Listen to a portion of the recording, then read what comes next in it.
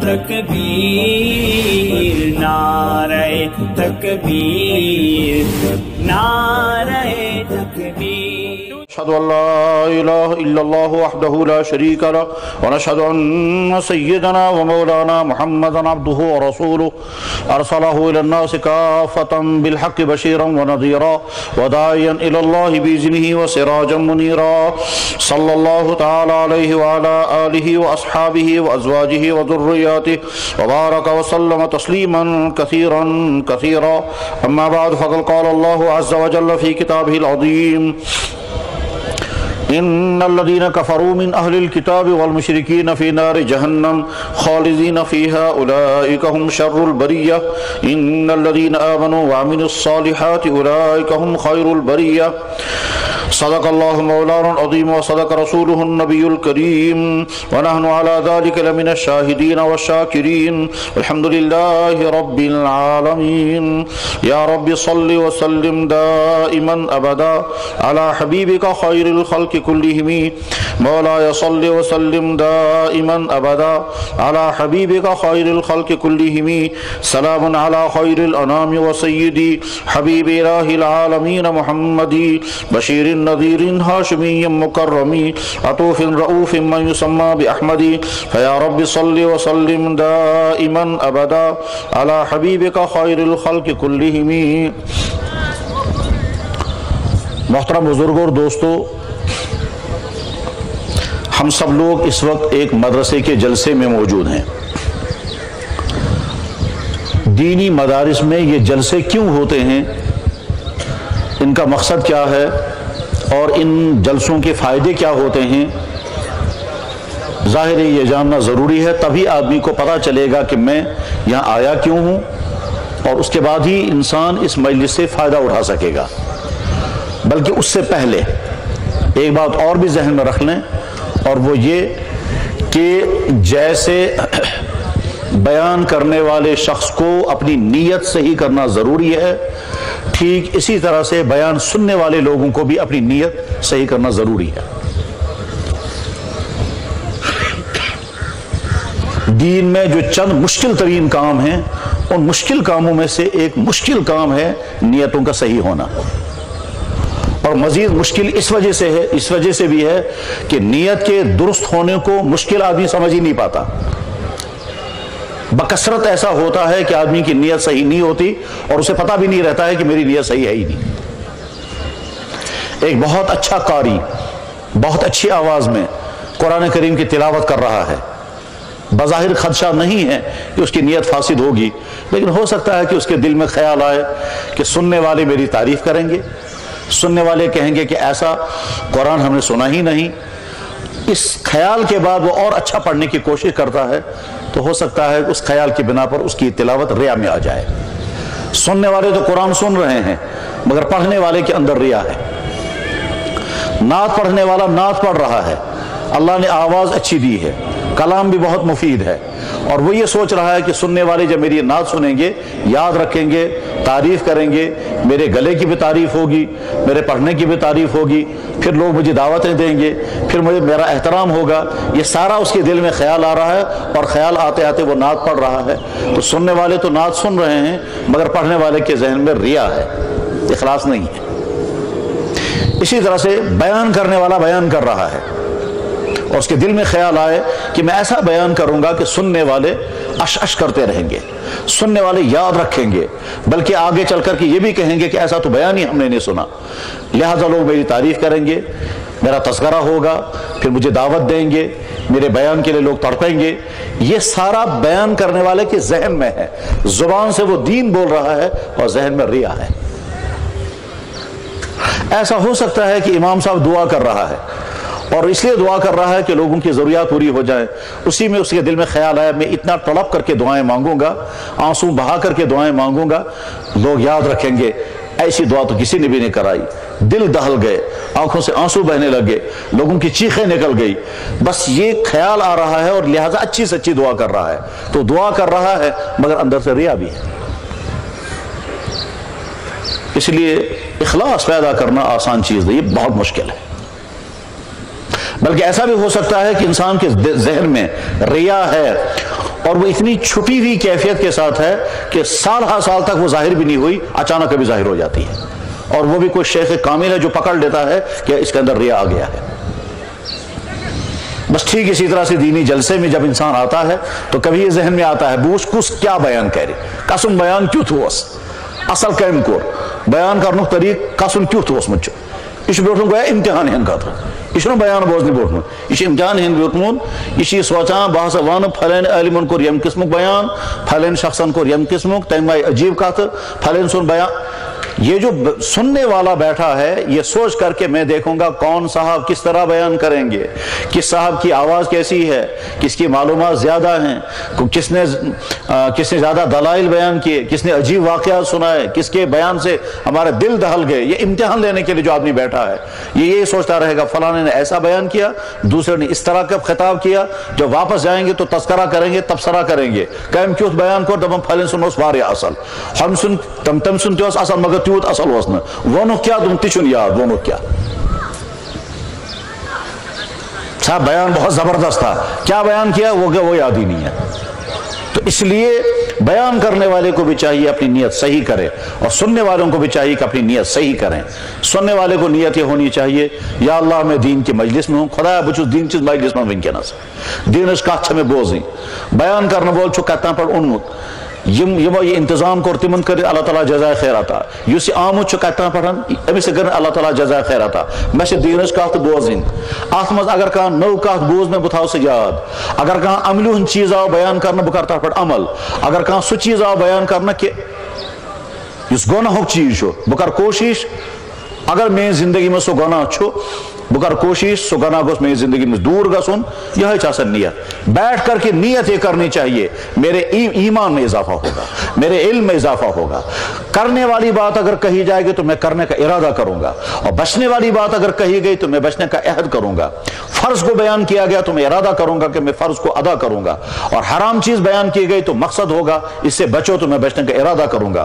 اگر میں بچا ہوا ہوں تو اللہ کا شکر کرنا ہے، اور اگر بچا ہوا نہیں ہوں تو بچنے کا ارادہ کرنا ہے۔ اس نیت کے ساتھ جب انسان بیٹھتا ہے تو اللہ تعالیٰ پھر نواز بھی دیتے ہیں، بلکہ ممکن چھو جناب رسول اکرم صلی اللہ علیہ وسلم اک حدیث مبارک یت مز اک دعا آو کرنا، ممکن چھو سو دعا گژھِ سینس حقس مز قبول۔ جب انسان بیٹھنے والے انسان کی نیت اگر درست ہو، صحیح ہو، تو ایسا ہو سکتا ہے کہ جناب رسول اکرم صلی اللہ علیہ وسلم کی ایک دعا جو آپ نے ارشاد فرمائی ہے اور دعا دی ہے، ہو سکتا ہے وہ دعا اس سننے والے کے حق میں قبول ہو جائے۔ دعا کے الفاظ مبارک اس طرح ہیں، اصل میں وہ حدیث ہے اور وہ اس طرح سے ہے، فرمایا رسول اللہ صلی اللہ علیہ وسلم نے، نظر اللہ امرأ سمع مقالتی، تر و تازہ رکھے اللہ تعالیٰ شانو اس انسان کو جس نے میری بات سنی، سرسبز و شاداب خوش و خرم تھا ان اللہ تعالیٰ تمس انسانس یم انسان میں کات بوز، اللہ سرسبز و شاداب اور خوش و خرم رکھے اس انسان کو جس نے میری بات سنی، فوعاها پھر اس کو یاد رکھا، واداها اور دوسروں تک پہنچایا، سنی، یاد رکھی اور دوسروں تک پہنچائی۔ اللہ کے نبی کیا فرما رہے ہیں؟ نضر اللہ، تر و تازہ رکھے اللہ تعالیٰ شانو۔ اس تر و تازہ کی حدود سمجھنا آسان نہیں ہے، کس چیز کے بارے میں اللہ نے کیا دعائیں دی۔ اس میں دینداری بھی آ گئی، صحت بھی آ گئی، مالیات بھی آ گیا، اولاد بھی آ گیا، دنیا اور آخرت ہر جگہ تر و تازہ جو کچھ ہو، جو شخص ہوگا وہ ہر اعتبار سے تر و تازہ ہوگا۔ تو جب اخلاص کے ساتھ انسان بیٹھ کر کے سنتا ہے تو فائدہ ہوتا ہے، ایمانی فائدہ، روحانی فائدہ، علمی فائدہ، عملی فائدہ، فکری فائدہ، نہ جانے کیسے کیسے فائدے ہوتے، غلط فہمیاں دور ہوتی ہیں، نئے حقائق سامنے آتے ہیں، ارادے بنتے ہیں، گناہوں سے بچنے کے جذبے پیدا ہوتے ہیں، عمل کرنے کا شوق پیدا ہوتا ہے۔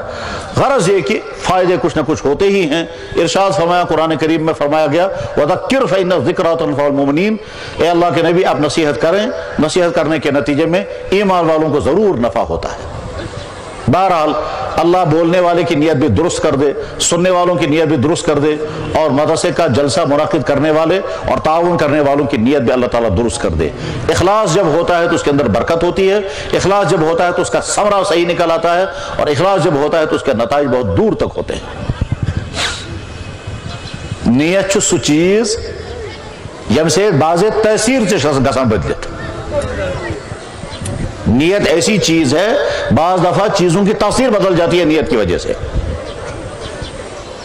شمع اگر سیت آس کرن تک کیا کران پھوک چھس دیوان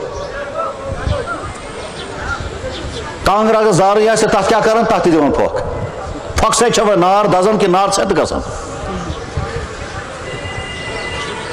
پھوک سے چھا نار دزان کہ نار چھُ سیت گژھان تو دزان تہ سیت تہ گژھان یہ فرق کت کن تو نیت اگر نیت چھ زالن تیل دزِ اگر نیت چھ سیت کرن تیل گژھِ سیت تو آوا سمجھ پھونک مارنے سے آگ جلتی ہے یا بجھتی ہے کہ نیت اگر بجھانے کی ہے تو پھونک سے آگ بجھ جائے گی اور نیت اگر جلانے کی ہے تو پھونک سے آگ جل جاتی ہے نیت سے فرق ہو جاتا ہے ہوا وہی منہ کی ایک ہی ہے تو ایک ہی منہ ہے جب ارادہ کیا میں اس پھونک مار کر کے آگ کو بجھانا چاہتا ہوں تو آگ بجھ جائے گی جیسے موم بتی بجھ جاتی ہے شمع بجھ جاتی ہے اور جب ہم اسی منہ سے آگ نے ہوا نکالتے ہیں نیت یہ کرتے ہیں کہ آگ جلنی چاہیے اسی سے آگ پھک جاتی ہے اور آگ جل جاتی ہے فرق کم سے نیت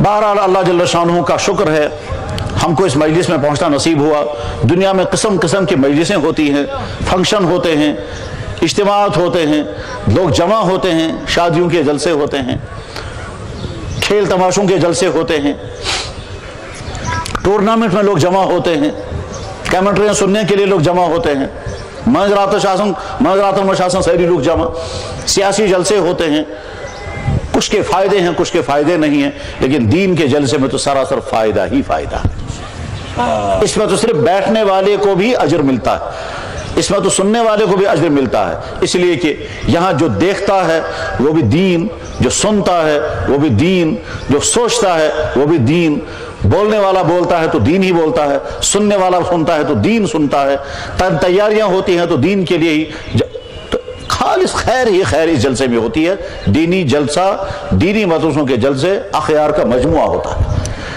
جیسے دعوتی اجتماعات اسی طرح سے مدارس کے جلسے اپنے اندر نہ جانے کتنے خیر لیے ہوئے ہوتے ہیں اور کتنے انسانوں کو اسی طرح کی دینی پروگراموں سے ہدایتیں ملتی ہیں ایسے لوگوں کو ہم جانتے ہیں جو بگڑے ہوئے تھے دینی جلسوں میں آ کر کے کہیں سے کہیں پہنچتے ہیں بہرحال اللہ جل شانہ یہاں آنے کو قبول فرمائے اور یہاں سے جب ہم واپس نکلیں تو ہدایت کا ایک نیا جذبہ لے کر کے نکلیں اللہ کرے ہمارے ایمان میں اضافہ ہو چکا ہو ہمارے علم میں بھی اضافہ ہوا ہو اور ہم کو دین پر چلنے کا ایک نیا جذبہ ابھرا ہو اور گناہوں سے بچنے کی ایک نئی فکر لے کر کے ہم جا رہے ہوں اللہ کرے یہ مجلس ہمارے لیے مفید سے مفید تر ہو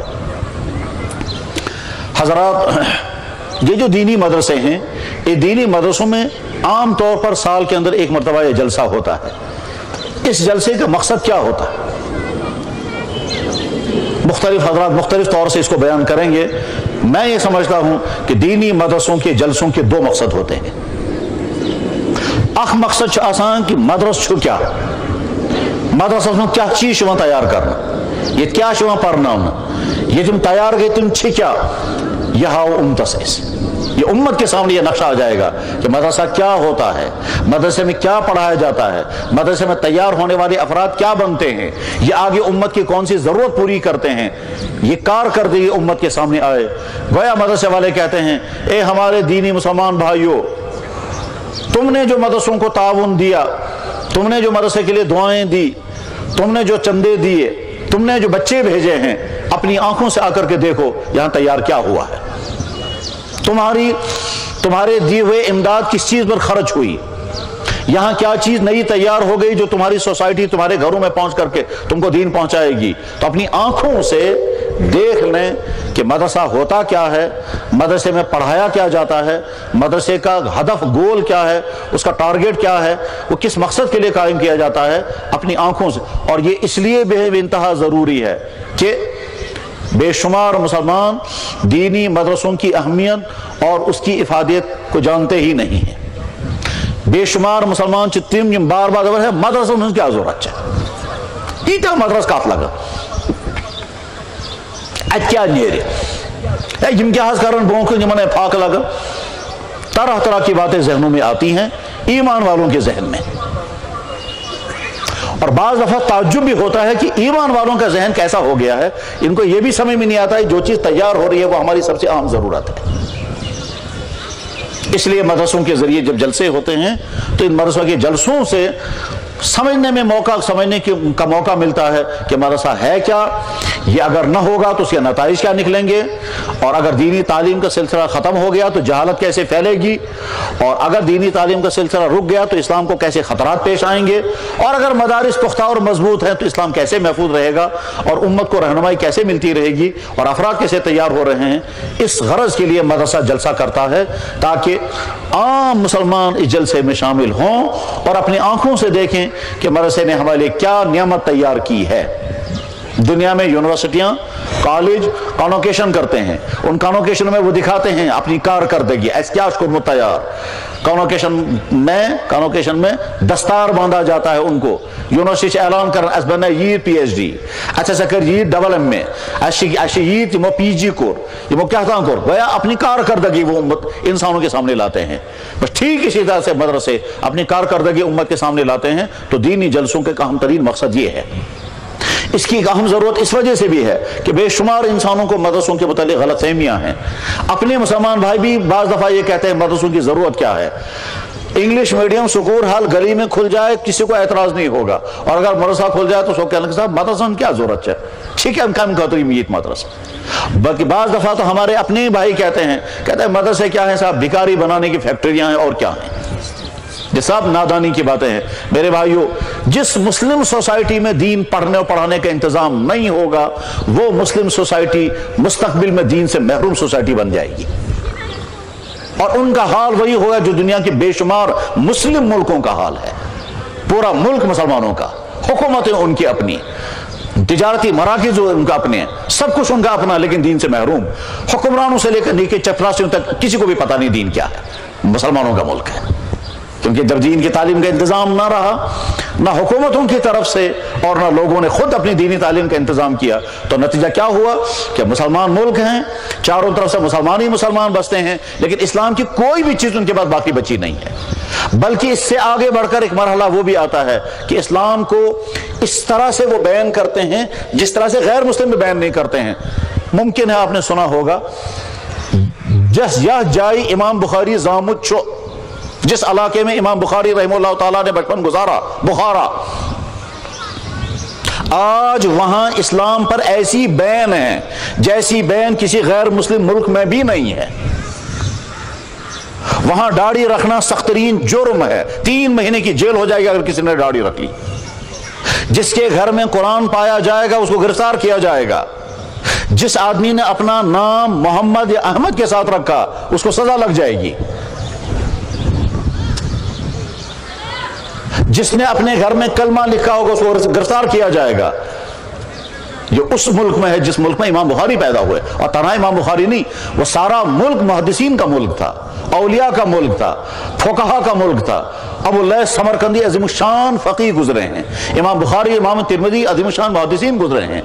اس علاقے میں بخارا اور سمرقند میں، تاشقند میں، یعنی ازبکستان اور تاجکستان، یہ سارا خطہ اس وقت ایسی لپیٹ کے اندر ہے کہ 99% مسلمان ہیں، لیکن مسلمانوں کا حال یہ ہے کہ ایسی پابندیاں اسلام پر غیر مسلم ملکوں میں نہیں ہیں جیسی پابندیاں اس مسلمان سوسائٹی کے اندر ہیں۔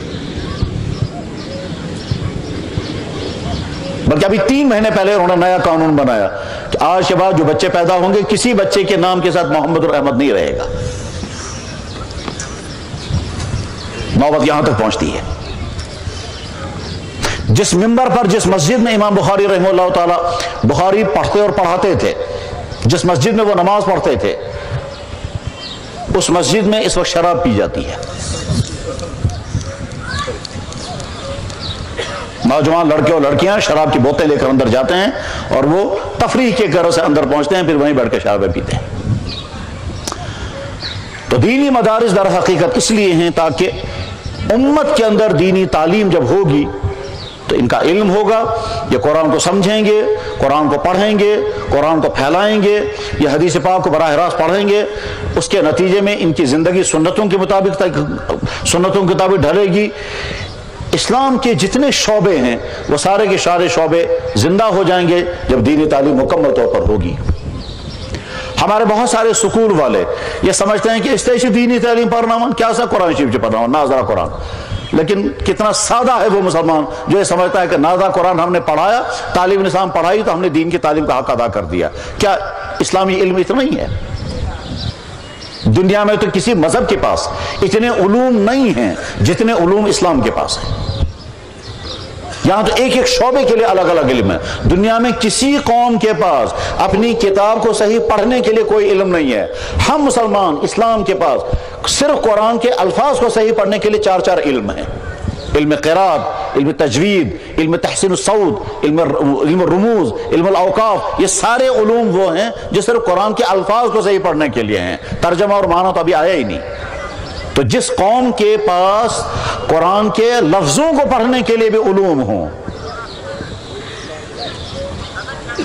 اس قوم کے علوم کا اندازہ کیا کہتے ہیں 70 علوم ہیں، تب اس کے بعد آدمی حدیث بیان کر سکتا ہے. 14 علوم مدرسوں میں پڑھائے جاتے ہیں، اور ہمارا سکول والا سمجھتا ہے اس پر نادرہ قرآن سے بے کلمہ کلمیات بے منہاج العربیہ طالب الاسلام تو موکلیو اسلام چاہیے. تو ایسا نہیں ہے. جیسے سائنسی علوم شعبوں در شعبوں میں تقسیم ہیں، اس سے پہلے اسلامی علوم شعبوں کے اندر تقسیم ہو گئے تھے کہ علم قرآن الگ، علم تفسیر الگ، علم اسباب نزول الگ، علم فقہ الگ، علم اصول فقہ الگ، علم قواعد فقہ الگ، علم اسرار شریعت الگ، علم حدیث الگ. پھر علم حدیث کے ذیلی شعبے نہ جانے کتنے ہیں، اور ایک ایک شعبہ اپنے اندر نہ جانے کتنے شعبے لیے ہوئے ہیں. اس کے بعد پھر اسلامی علوم مکمل ہوتے ہیں. تو ان مدارس کے اندر اسلامی علوم پڑھائے جاتے ہیں، یعنی قرآن پڑھا جائے گا ٹھیک اس طرح سے جس طرح سے قرآن نازل ہوا تھا علم تجوید کے مطابق. قرآن سمجھا جائے گا ٹھیک اس طرح سے جس طرح سے قرآن کو سمجھنے کا حق ہے. کوئی اردو تفسیر کے ذریعے سے نہیں، بلکہ پہلے براہ راست عربی زبان سیکھیں گے، عربی زبان سیکھنے کے بعد پھر براہ راست کو ترجمہ کریں گے، پھر تفسیریں پڑھیں گے. علم حدیث پڑھا جائے گا ٹھیک اس طرح سے جس طرح سے علم حدیث پڑھایا جاتا تھا، وہ اردو کے رسالوں کے ذریعے سے نہیں، بلکہ علم حدیث کی امہات کتب براہ راست وہ کتابیں پڑھیں گے، اور اسی زبان میں پڑھیں گے جس زبان میں ارشادات ہوئے ہیں، اور تب پڑھیں گے جب اس کو پڑھنے کی صلاحیت پیدا ہو گئی ہو، اس سے پہلے نہیں. غرض یہ کہ اسلامی مدارس میں علوم سارے کے سارے پڑھائے جاتے ہیں، اور یہ کوئی نئی چیز نہیں ہے. جب سے دنیا میں اسلام ہے تب سے مدارس کا سلسلہ یہ چلتا رہا ہے. سب سے پہلے مدرسہ قائم کیا خود جناب رسول اکرم صلی اللہ علیہ وسلم نے مدینہ شریف کی مسجد نبوی کے اندر، اور اس میں معلم آپ خود تھے، اور آپ خود فرماتے تھے انما بعثت معلما، میں معلم بن کر کے دنیا میں آیا ہوں. آپ خود قرآن کریم تلاوت کراتے تھے، قرآن کریم خود پڑھاتے تھے. عبداللہ حضرت صحابی ہیں عبداللہ بن مسعود رضی اللہ تعالیٰ عنہ، وہ بیان کرتے ہیں کہ محض یاد اصال پیٹھن سورہ مرسلات اس نازل گمز ایس حجس من من حکم مادان اس مچو من ایکس مادان اس من سورہ مرسلات اس نازل گمز. جناب رسول اکرم صلی اللہ علیہ وسلم تشریف فرما ایکس گفی منز بسبدوس حاضر حضرت فرمو کہ سورہ مرسلات نازل گمز والبو پرناوت والبو کرناو یاد. عبداللہ بن مسعود رضی اللہ عنہ کہتے ہیں کہ ہم مینا میں حج کے اندر تھے، سورہ مرسلات نازل ہوئی، اللہ کے نبی علیہ السلام مینا کے غار کے اندر تشریف فرما تھے، میں حاضر خدمت ہوا، حضرت نے ارشاد فرمایا آؤ میں تمہیں سورہ مرسلات یاد کراؤں گا جو آج ہی نازل ہوئی ہے. پھر آپ نے سورہ مرسلات کی تلاوت کی، والمرسلات عرفا فالعاصفات عصفا فالفارقات فرقا فالملقیات ذکرا. عبداللہ بن مسعود کہتے ہیں آج بھی میں زبان مبارک کی وہ حلاوت جب آپ تلاوت کر رہے تھے اور آپ کے ہونٹوں کے وہ نقوش اس وقت میرے نظروں میں ہیں. اور اس کے بعد عبداللہ بن مسعود رضی اللہ تعالیٰ نے اپنے کئی شاگردوں سے کہا میں نے سورہ مرسلات مینا کے غار میں پڑھی ہے اور وہیں میں نے سیکھی تھی، تم بھی میرے ساتھ آنا، وہیں مینا کے غار میں تم کو سورہ مرسلات پڑھاؤں گا. اور امام بخاری رحمہ اللہ تعالیٰ سے استاد چکا حفظ، امام بخاری کے استاد کا نام ہے حفظ، حفظ کے والد کا نام ہے غیاث. غیاث اپنے بیٹے حفظ کو کہتا ہے بیٹا قرآن تمہارا مکمل ہونے والا ہے، ناظرہ قرآن تم نے مجھ سے پڑھ لیا، سورہ مرسلات میں نہیں پڑھاؤں گا، ہم حج کرنے جائیں گے مینا کے اسی غار میں لے جاؤں گا اور وہاں پہ تمہیں سورہ مرسلات یاد کراؤں گا جس غار کے اندر یہ سورت نازل ہوئی تھی، وہی وہ پڑھاؤں گا. چنانچہ امام بخاری کے استاد حفظ کہتے ہیں میں نے سورہ مرسلات اپنے والد غیاث سے اسی غار کے اندر جا کر کے سیکھی ہے جس غار کے اندر یہ سورہ مرسلات نازل ہوئی تھی. تو جناب رسول اکرم صلی اللہ علیہ وسلم خود معلم تھے. آپ علیہ السلام کے بعد حضرات صحابہ نے سلسلہ شروع کیا. حضرت عمر بن خطاب رضی اللہ تعالیٰ عنہ ان کے حالات زندگی میں لکھا ہے کہ ایک مرتبہ فوج کے کمانڈر کو انہیں اطلاع بھیجی तुम सिर्फ अगले मुल्कों में इस्लाम फैलाने के काम में लगे हुए हो, यकीनन अजीम शान काम है, मगर ऐसा ना हो तुम फौज के अंदर तालीम पढ़ने और पढ़ाने का सिलसिला खत्म हो जाए। लिहाजा एक तरफ से तुम अगले मुल्कों में इस्लाम फैला रहे हो, साथ में फौज के अंदर दीनी तालीम का इंतजाम भी करो, और मुझे जल्द से जल्द इत्तला कर दो कितने हाफिज तैयार किए। हज़रत साद इब्न अबी वक्कास रज़ी अल्लाह तआला अन्हु ने 1 साल के बाद 900 हाफिजों की लिस्ट भेज दी कि हजरत इस 1 साल के अंदर हमारे फौज में 900 हाफिज तैयार हो गए। हालांकि इसमें थी जिहाद असमस बेकायदे, या फिर इराक के मुल्कों में इलाकों में इस्लाम फैल रहा है। हज़रत साद इब्न वक्कास रज़ी अल्लाह तआला अन्हु कमांडर थे फौज के, फातिह ईरान उन्हें कहा जाता है। उनको हज़रत अमीरुल मोमिनीन ने खत लिखा था, ऐसा ना हो कि तुम सिर्फ दूसरों को कलमा पढ़ाने में लग जाओ और अपनी तालीम खत्म हो जाए, इसलिए मुझे इत्तला कर दो कितने लोगों ने कुरान पढ़ा, कितना। तो 1 साल के बाद उन्होंने लिस्ट भेजी, हज़रत 900 हाफिज तैयार हो गए फौज के अंदर। बहरहाल सिलसिला इस्लाम आगे बढ़ता गया, जहां जहां जिन जिन मुल्कों में इस्लाम पहुंचा उन मुल्कों में दीनी मदारिस भी कायम होते गए और दीन के तालीम का सिलसिला आगे चला। हिंदुस्तान और पाकिस्तान में जब इस्लाम दाखिल हुआ है तो इस्लाम के दाखिल होने के साथ साथ मदारिस भी कायम हुए। उनकी बड़ी लंबी तारीख है, मुझे उस तारीख की तरफ नहीं जाना है। खुद यहाँ कश्मीर में ये कशीर मस्जिद इस्लाम आमुच्चो गन्नुक इंसान यम ये कशीर मस्जिद इस्लाम और मुच्चो तब सोचनाव अब्दुर्रहमान बुलबुल रहमतुल्लाहि अलैह, चाइना से एक इंसान जो सैयद ज़ादा था वो यहाँ कश्मीर में दाखिल हुआ। ये तो कशीर मस्जिद तमीज़ अक्सरियत हिंदन सरबरा उस मुच्चो बुद्ध इंसान सरबराह है कश्मीर का, अक्सरियत हिंदुओं की है।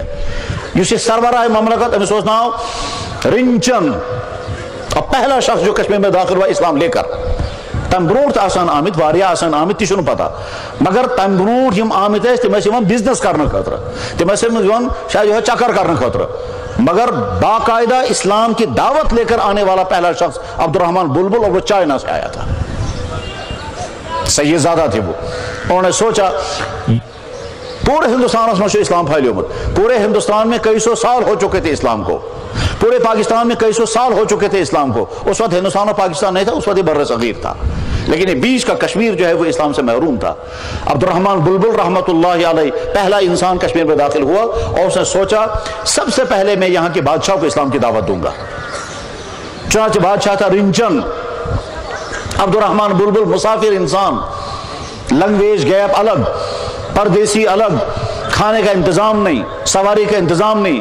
अल्लाह जाने किस तरह से उस खुदा के बंदे ने सफर किया, इन पहाड़ों के किस तरह से क्रॉस किया, रास्ते में खाना उसे मिला या नहीं मिला, और किस तरह से वो श्रीनगर शहर पहुंचा। मालूमात करते करते उसे पता चला फला जगह बादशाह रहते हैं। उसे सोचा कि वहीं करीब मैं रात गुजारूंगा। चुनांचे दरियाए जहलम के किनारे पर एक चट्टान पर बैठकर उसने सारी रात इबादत की, सारी रात वो सजदे करते रहे। या अल्लाह बतरावे पर डक सबरोट कर अहमियत यथ मुल्कस मजगूत इस्लाम जिंद गसूं। पूरी रात उसने इबादत की है, आंसू बहाते रहे उस पत्थर पर। ठंड अलग थी, साथ में दरिया बह रहा था, दरियाए जाहलम। दरियाए जाहलम किस बटिस पे तम पूरी रात गुजारमस कयामस मज रुकवस मज तो सजदन मज पूरी रात उस दुआ करा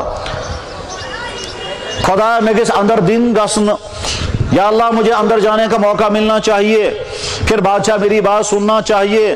तो गस न गसन में सेनन फजर नमाज का वक्त जब हो गया तो उसने सोचा मैं अजान पढ़ता हूँ। चाहे फजर की अजान उसने पढ़नी शुरू की। ये पहली अजान थी जो बाकायदा कश्मीर के कुफरिस्तान में पढ़ी गई।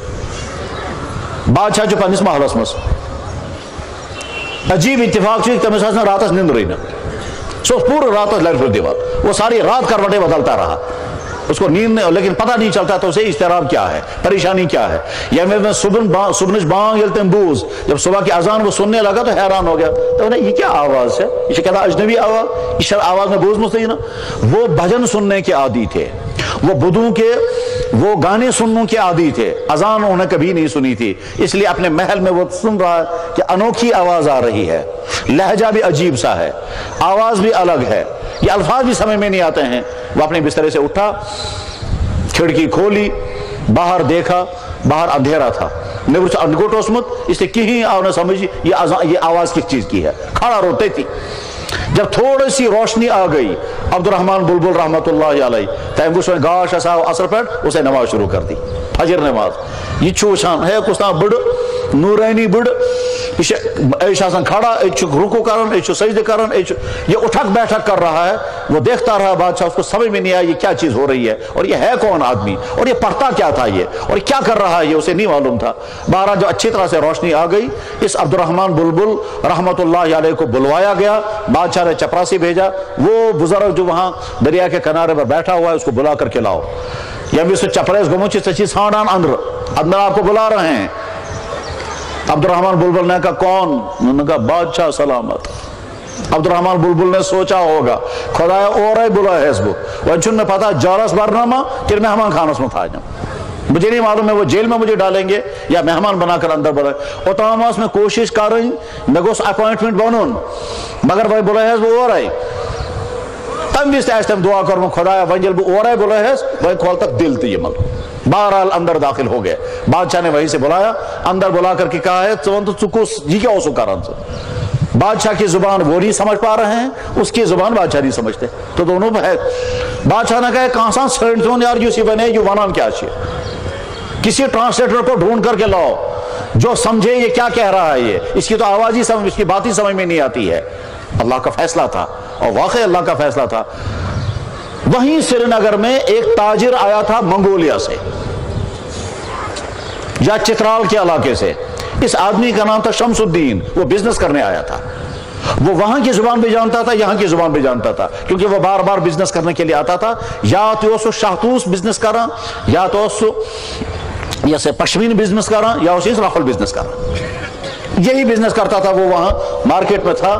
بادشاہ کے کارندے ڈھونڈتے ڈھونڈتے وہاں پہنچے اور اس سے کہا کہ یہاں وہ جو منگولیا چائنا کے اس علاقے کے لوگ یہاں آتے ہیں, تمام مسکان ہے دمنا بھائی چھو تیتیو یہ زبان ہے کہاں بولیت, کہا بچ ہے کہاں بولیت, تم وہاں کی زبان بھی جانتے ہو کہ ہاں بالکل جانتا ہوں, کہ وہاں بادشاہ کے پاس کوئی آدمی آیا ہے, اس کا ٹرانسلیشن کرنا ہے, تم چلو. انہوں کی نفر اب سوچنا ہو شمس الدین عبد الرحمن بلبل رنچن بادشاہ کو اسلام کی دعوت دینا چاہتے ہیں. زبان کا گیپ بیچ میں ہے. شمس الدین بیچ میں آ گیا ترجمہ کرنے کے لیے.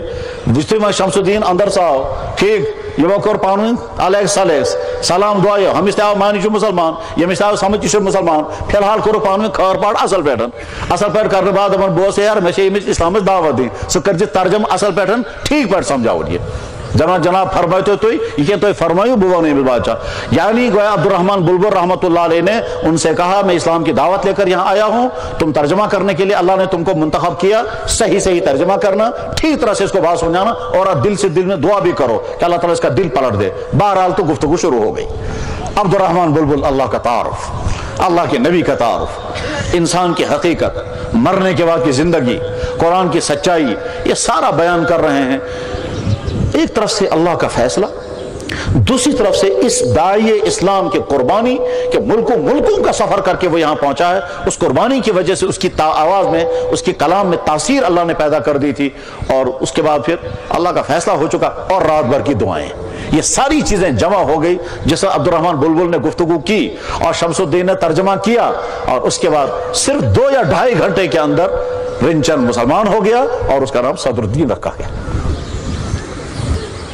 عبد الرحمن بلبل نے فوراً سجدہ کیا کہ یا اللہ اس سرزمین میں کلمہ پڑھنے والے نے کلمہ پڑھ لیا, میں سجدہ کرتا ہوں. اور اس کے 1-1.5 گھنٹے کے بعد ظہر کی اذان کا وقت ہو گیا. اسی محل کے اندر ظہر کی اذان پڑھی گئی. اب رنچن نہیں ہے, اب وہ صدر الدین ہے. شمس الدین سے کہا گیا آپ بھی واپس نہیں جائیں گے, آپ یہی رہو. بادشاہ نے ساری جمع کری, بادشاہ نے تمام کارندوں کو جمع کیا, اور اس کے بعد عبد الرحمن بلبل نے ان کے سامنے دین کی تفصیل بیان کی. شمس الدین نے ترجمہ کیا. شام تک 300 یا 400 آدمی مسلمان ہو گئے. اس کے بعد عبد الرحمن بلبل نے اگلی رات کو عجیب دعا کی. اس نے کہا یا اللہ میں آپ کے نبی کی امت میں سے بھی ہوں اور آپ کے نبی کے خاندان کا بھی ہوں, کیونکہ وہ سید تھے. یا اللہ میں جس نبی کو ماننے والا ہوں اور جس نبی کے خاندان کا ہوں, اس نبی کا معاملہ یہ رہا مکہ چھوڑ کر مدینہ تشریف لے گئے, پھر واپس مکہ نہیں آئے. اور جب مکہ فتح ہو گیا پھر بھی آپ نے طے کیا کہ اب میں مکے میں نہیں رہوں گا, میرا مرنا اور جینا مدینے والوں کے ساتھ ہے. میں بھی یہاں آیا ہوں میرا مرنا اور جینا انہی کشمیریوں کے ساتھ، میں بھی اب واپس نہیں جاؤں گا۔ میں جس نبی کا خاندان کا فرد ہوں، اس نبی کی قبر مبارک مدینے میں، میری قبر بھی اسی کشمیر میں بننی چاہیے۔ چنانچہ عبد الرحمن بلبل واپس نہیں گئے اور کچھ عرصہ زندہ رہے، اور اس کے بعد پھر اسی سری نگر کے اسی جگہ پر وہ وفات پا گئے، اور وہیں وہ دفن ہے۔ آج تک اس جگہ کو کہتے ہیں بلبل لنگر، اس کی قبر مبارک وہیں ہے۔ عبد الرحمن بلبل رحمۃ اللہ علیہ جب اس کے ہاتھ پر وہ بادشاہ مسلمان ہوا تو بادشاہ نے کہا جناب اب کیا حکم ہے؟ کہ حکم کچھ نہیں ہے، ہم کشمیر کے لوگوں کے گھروں میں جا کر کے ان کو اسلام کی دعوت دیں گے۔ بادشاہ نے کہا تو پھر سپیر کا گھر پت گھر بدھ میں ایسا گھر پت گھر پھیرنا بانک ساری کوشر جمع کری تھی بنن مسلمان، اور یس نے بانی مسلمان سو بڑھاون۔ یہ بادشاہ نہ بول رہا ہے کہ میں لوگوں کو جمع کروں گا اور لوگوں سے کہوں گا مسلمان ہو جاؤ، اور اگر کوئی مسلمان ہوا تو ٹھیک، اور اگر مسلمان نہیں ہوا تو گردن نیچے ہوگی۔ عبد الرحمن بلبل نے کہا تم پر تلوار کس نے چلائی؟ اسلام قبول کرنے کے لیے۔ اسلام جبر نہیں سکھاتا ہے، اسلام دعوت کے ذریعے سے پھیلتا ہے۔ لوگ آئیں گے، ہم ان کو دین پیش کریں گے، جو مسلمان بنے گا فبیہا، نہیں بنے گا کسی پر کوئی جبر نہیں۔ مگر یہ بنتے ہیں لوگ جمع گسن بیہن کا اتیم، لوگ جب جمع ہوں گے تو کھائیں گے کہاں؟ بادشاہ نے کہا میں ان کے لیے لنگر چالو کروں گا، میں ان کے لیے رہنے کا انتظام کروں گا۔ یہ جو لنگر چالو کروں گا تحت ہو ناؤ کوشرو بلبل لنگر، اور وہ آج تک ہے۔ وہ تو بلبل لنگر آج تک نام ہے، اور نام کیوں رکھا گیا وہ کشمیریوں کو یاد ہی نہیں رہا۔ بہرحال چکاشرن جمع کرا عبد الرحمن بلبل رحمۃ اللہ علیہ چتبن دین اسلام پیش کر رہے ہیں۔ کچھ لوگ اسلام قبول کرتے ہیں، کچھ نہیں کرتے ہیں۔ 2 یا 3 ہزار آدمی مسلمان ہو گئے تھے، اور عبد الرحمن بلبل کی وفات ہو گئی اور وہی دفن ہو گئے۔ تم پر جس بادشاہ اس مجھ خدا حسن فاصل سوتمود صدر الدین کی بھی وفات ہو گئی۔ اس کے بعد پھر آگے دوسرا دور شروع ہو گیا۔ بہرحال میشن سے فوساری تاریخ بیان کریں ممکن ہے یا ضمناً یہ، حالانکہ میں اسے ذہن سمجھتے نہیں کہ مگر خبر کس کا نہ ہو یہ مضمون۔ میرے بھائیو ام پت 50 وری بعد جو حضرت شاہ ہمدان رحمہ اللہ تعالیٰ تشریف فرمود پچھے اسلام پھیلی متعدد، اس کے 50 سال کے بعد حضرت شاہ ہمدان رحمۃ اللہ علیہ تشریف لائے، اور شاہ ہمدان رحمۃ اللہ علیہ بے انتہا ذہین انسان، بے انتہا دور اندیش انسان، بے انتہا بیدار مغز انسان، روشن ضمیر انسان، جس کو ڈاکٹر اقبال نے کہا سید السادات سالار علم عجم دست او معمار تقدیر امم، یا سگو سو انسان یم سن اتھ قومن ہن تقدیر بنانو بول چھو۔ یہ وہ انسان ہے جس کا ہاتھ معمار ہے امتوں کی تقدیر کا۔ شاہ ہمدان رحمۃ اللہ، جس وقت شاہ ہمدان رحمۃ اللہ علیہ یہاں آئے، یہاں کشمیر کی پوزیشن کیا تھی؟ حکومت مسلمانوں کی، اکثریت ہندوؤں کی، حکمران سے لے کر نیچے تک جتنے مسلمان تھے 4-5 ہزار، وہ سارے کے سارے بے دین تھے۔ حتیٰ کہ بادشاہ نماز پڑھنا بھی نہیں جانتا تھا، نام تھا اس کا قطب الدین۔ یہاں تک کہ اس کے گھر میں 2 سگی بہنیں تھیں، اسے یہ بھی پتا نہیں تھا کہ یہ حرام ہے، بس یہ تھا یہاں کا دینی منظر۔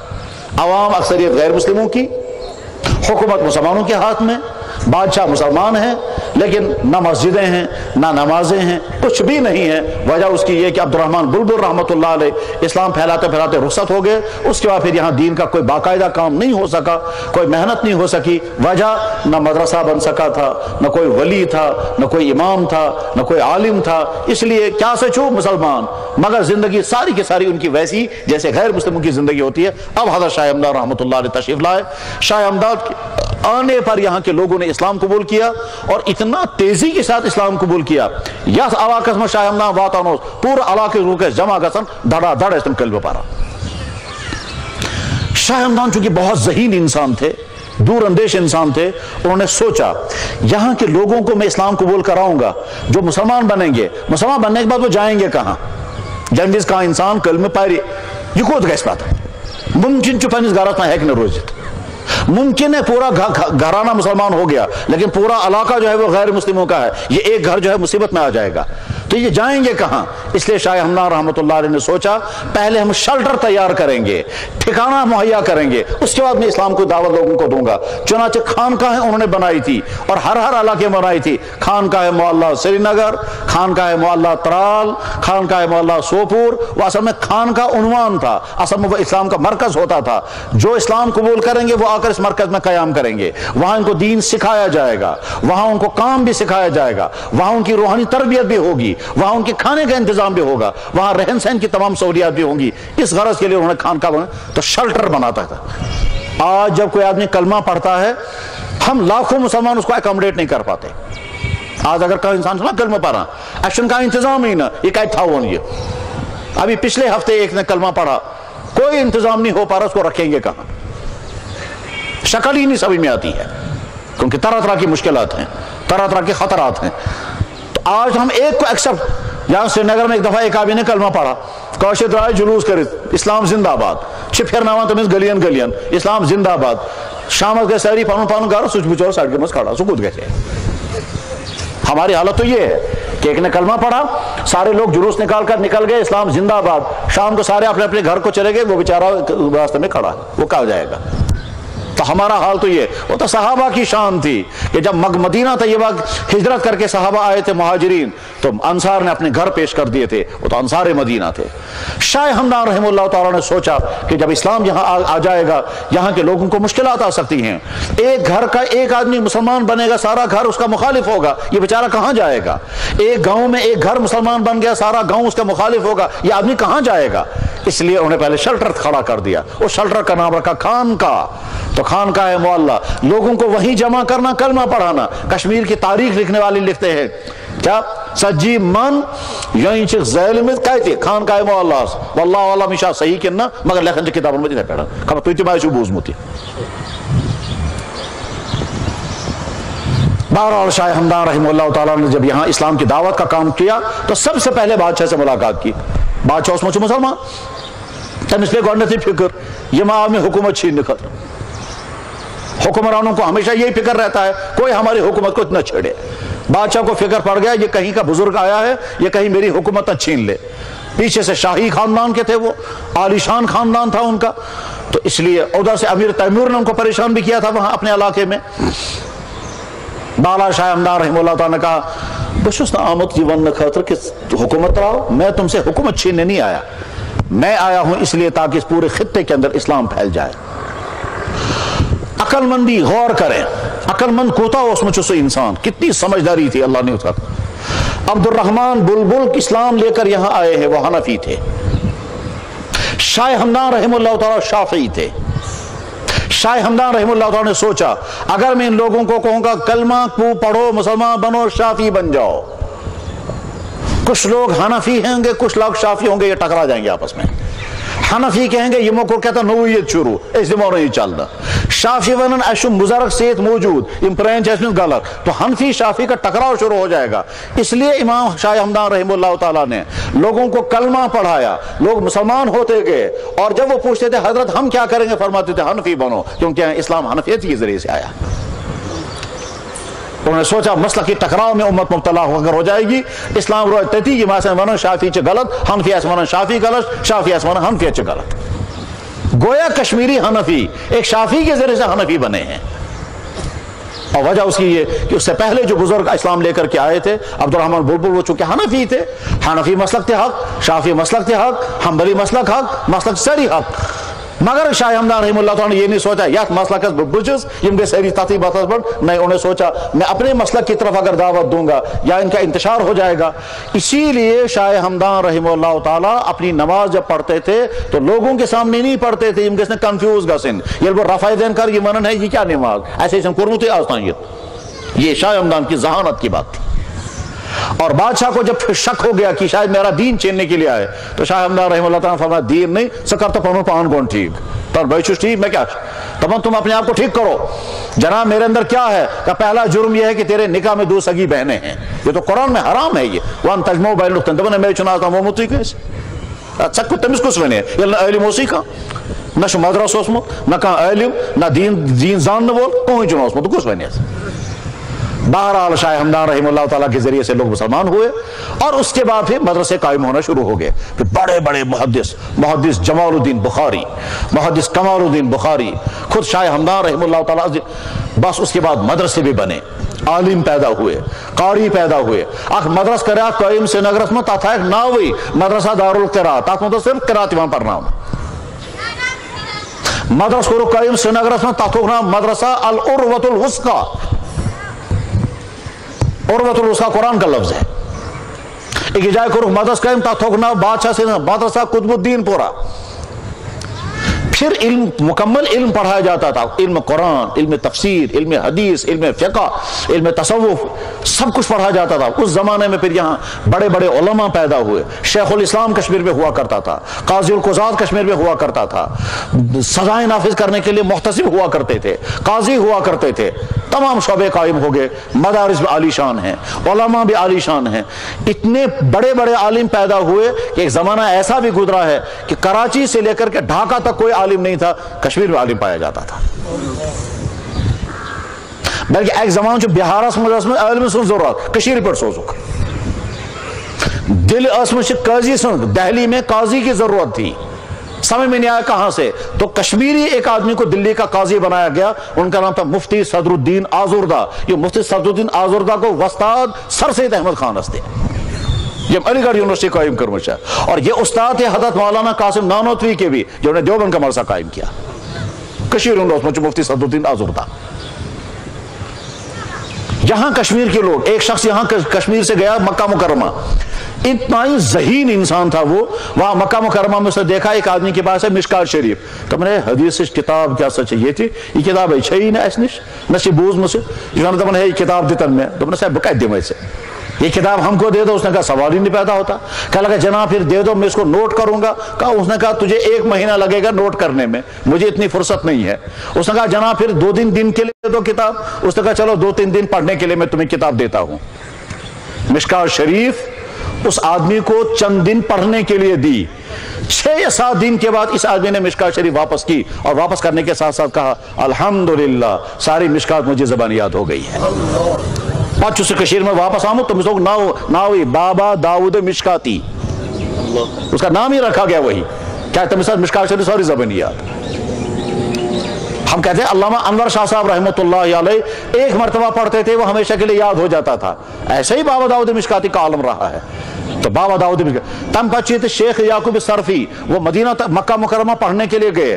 तम जमानो पूर्व वर्ल्ड सारे खुद बोर्ड मुहद्दिस शोतमत अल्लामा इब्न हजर हैज़मी, अल्लामा इब्न हजर मक्की सो मक्का शरीफ अजमन शेख याकूब सरफी रहमतुल्लाह अलैह तमपुर तमिसनजन पताओ सो वापस ये बर्र सगीर में सारे खुद बोर्ड मुहद्दिस सुई शेख याकूब सरफी।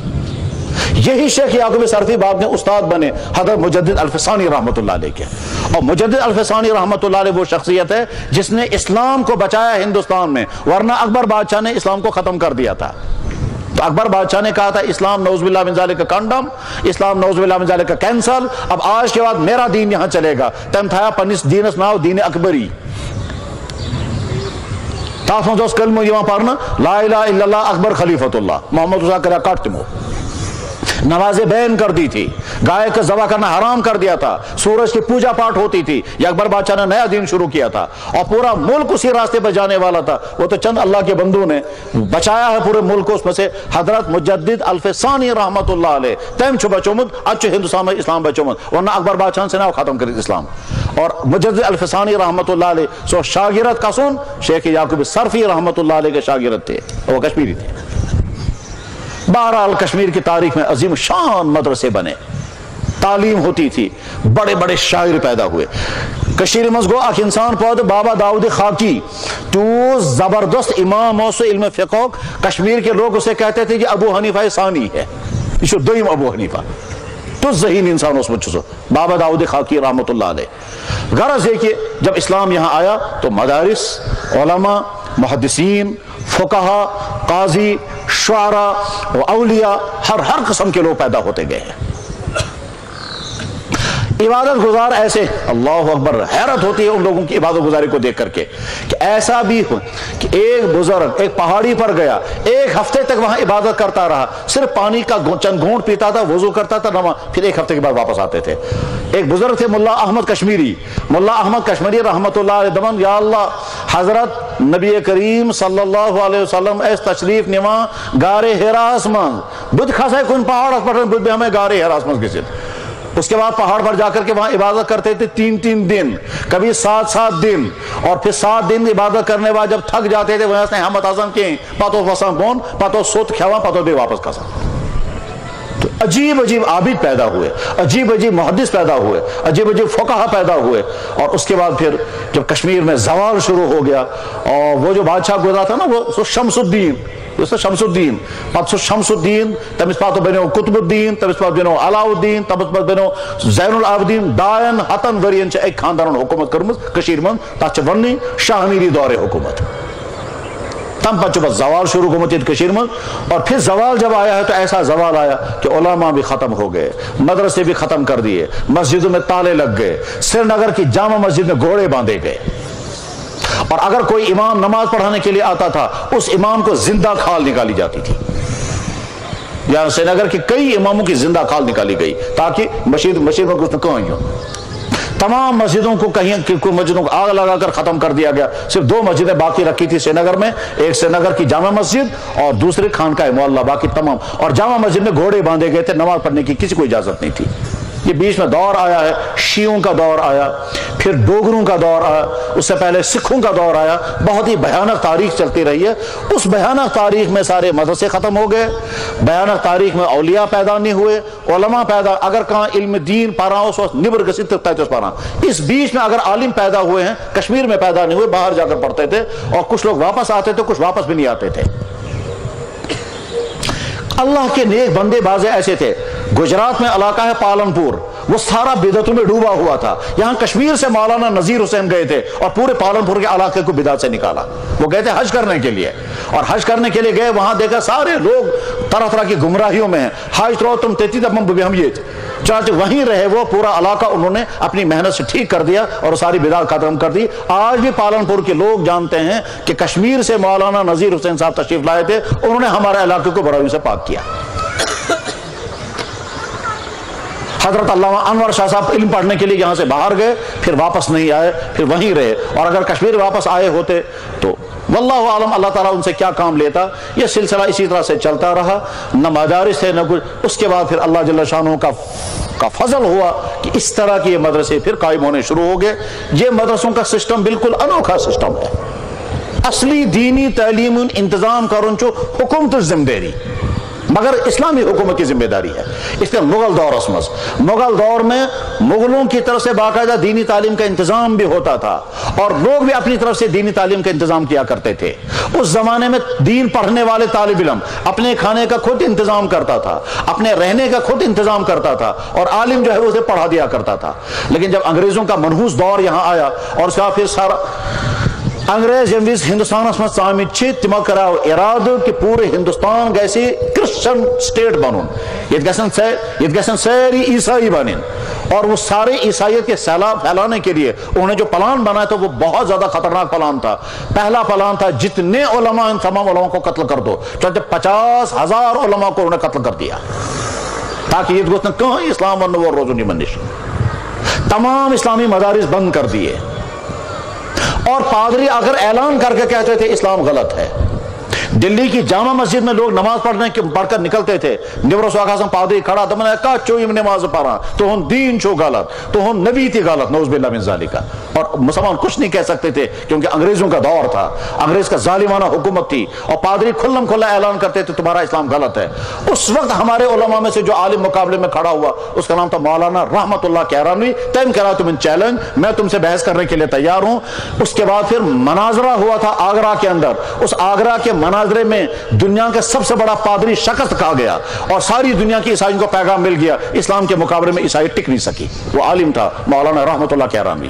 اس کے بعد پھر اسلام کے بچانے کے لیے مدرسوں کا سلسلہ شروع کیا گیا کہ صاحب ہم ایسا مدرسہ قائم کریں گے لوگوں سے کہ لوگوں تمہارے ہی بچے، تمہارا ہی چندہ، تمہاری ہی محنت، ہم تمہارے بچوں کو دین پڑھائیں گے. یہ واپس آ کر تمہاری سوسائٹیوں میں پہنچیں گے، کوئی تمہارا امام بنے گا، کوئی تمہارا استاد بنے گا، یہی تمہارے نکاح پڑھائیں گے، یہی تمہارے جنازے پڑھائیں گے، یہی تمہیں سنت سکھائیں گے، یہی واعظ و تبلیغ کریں گے.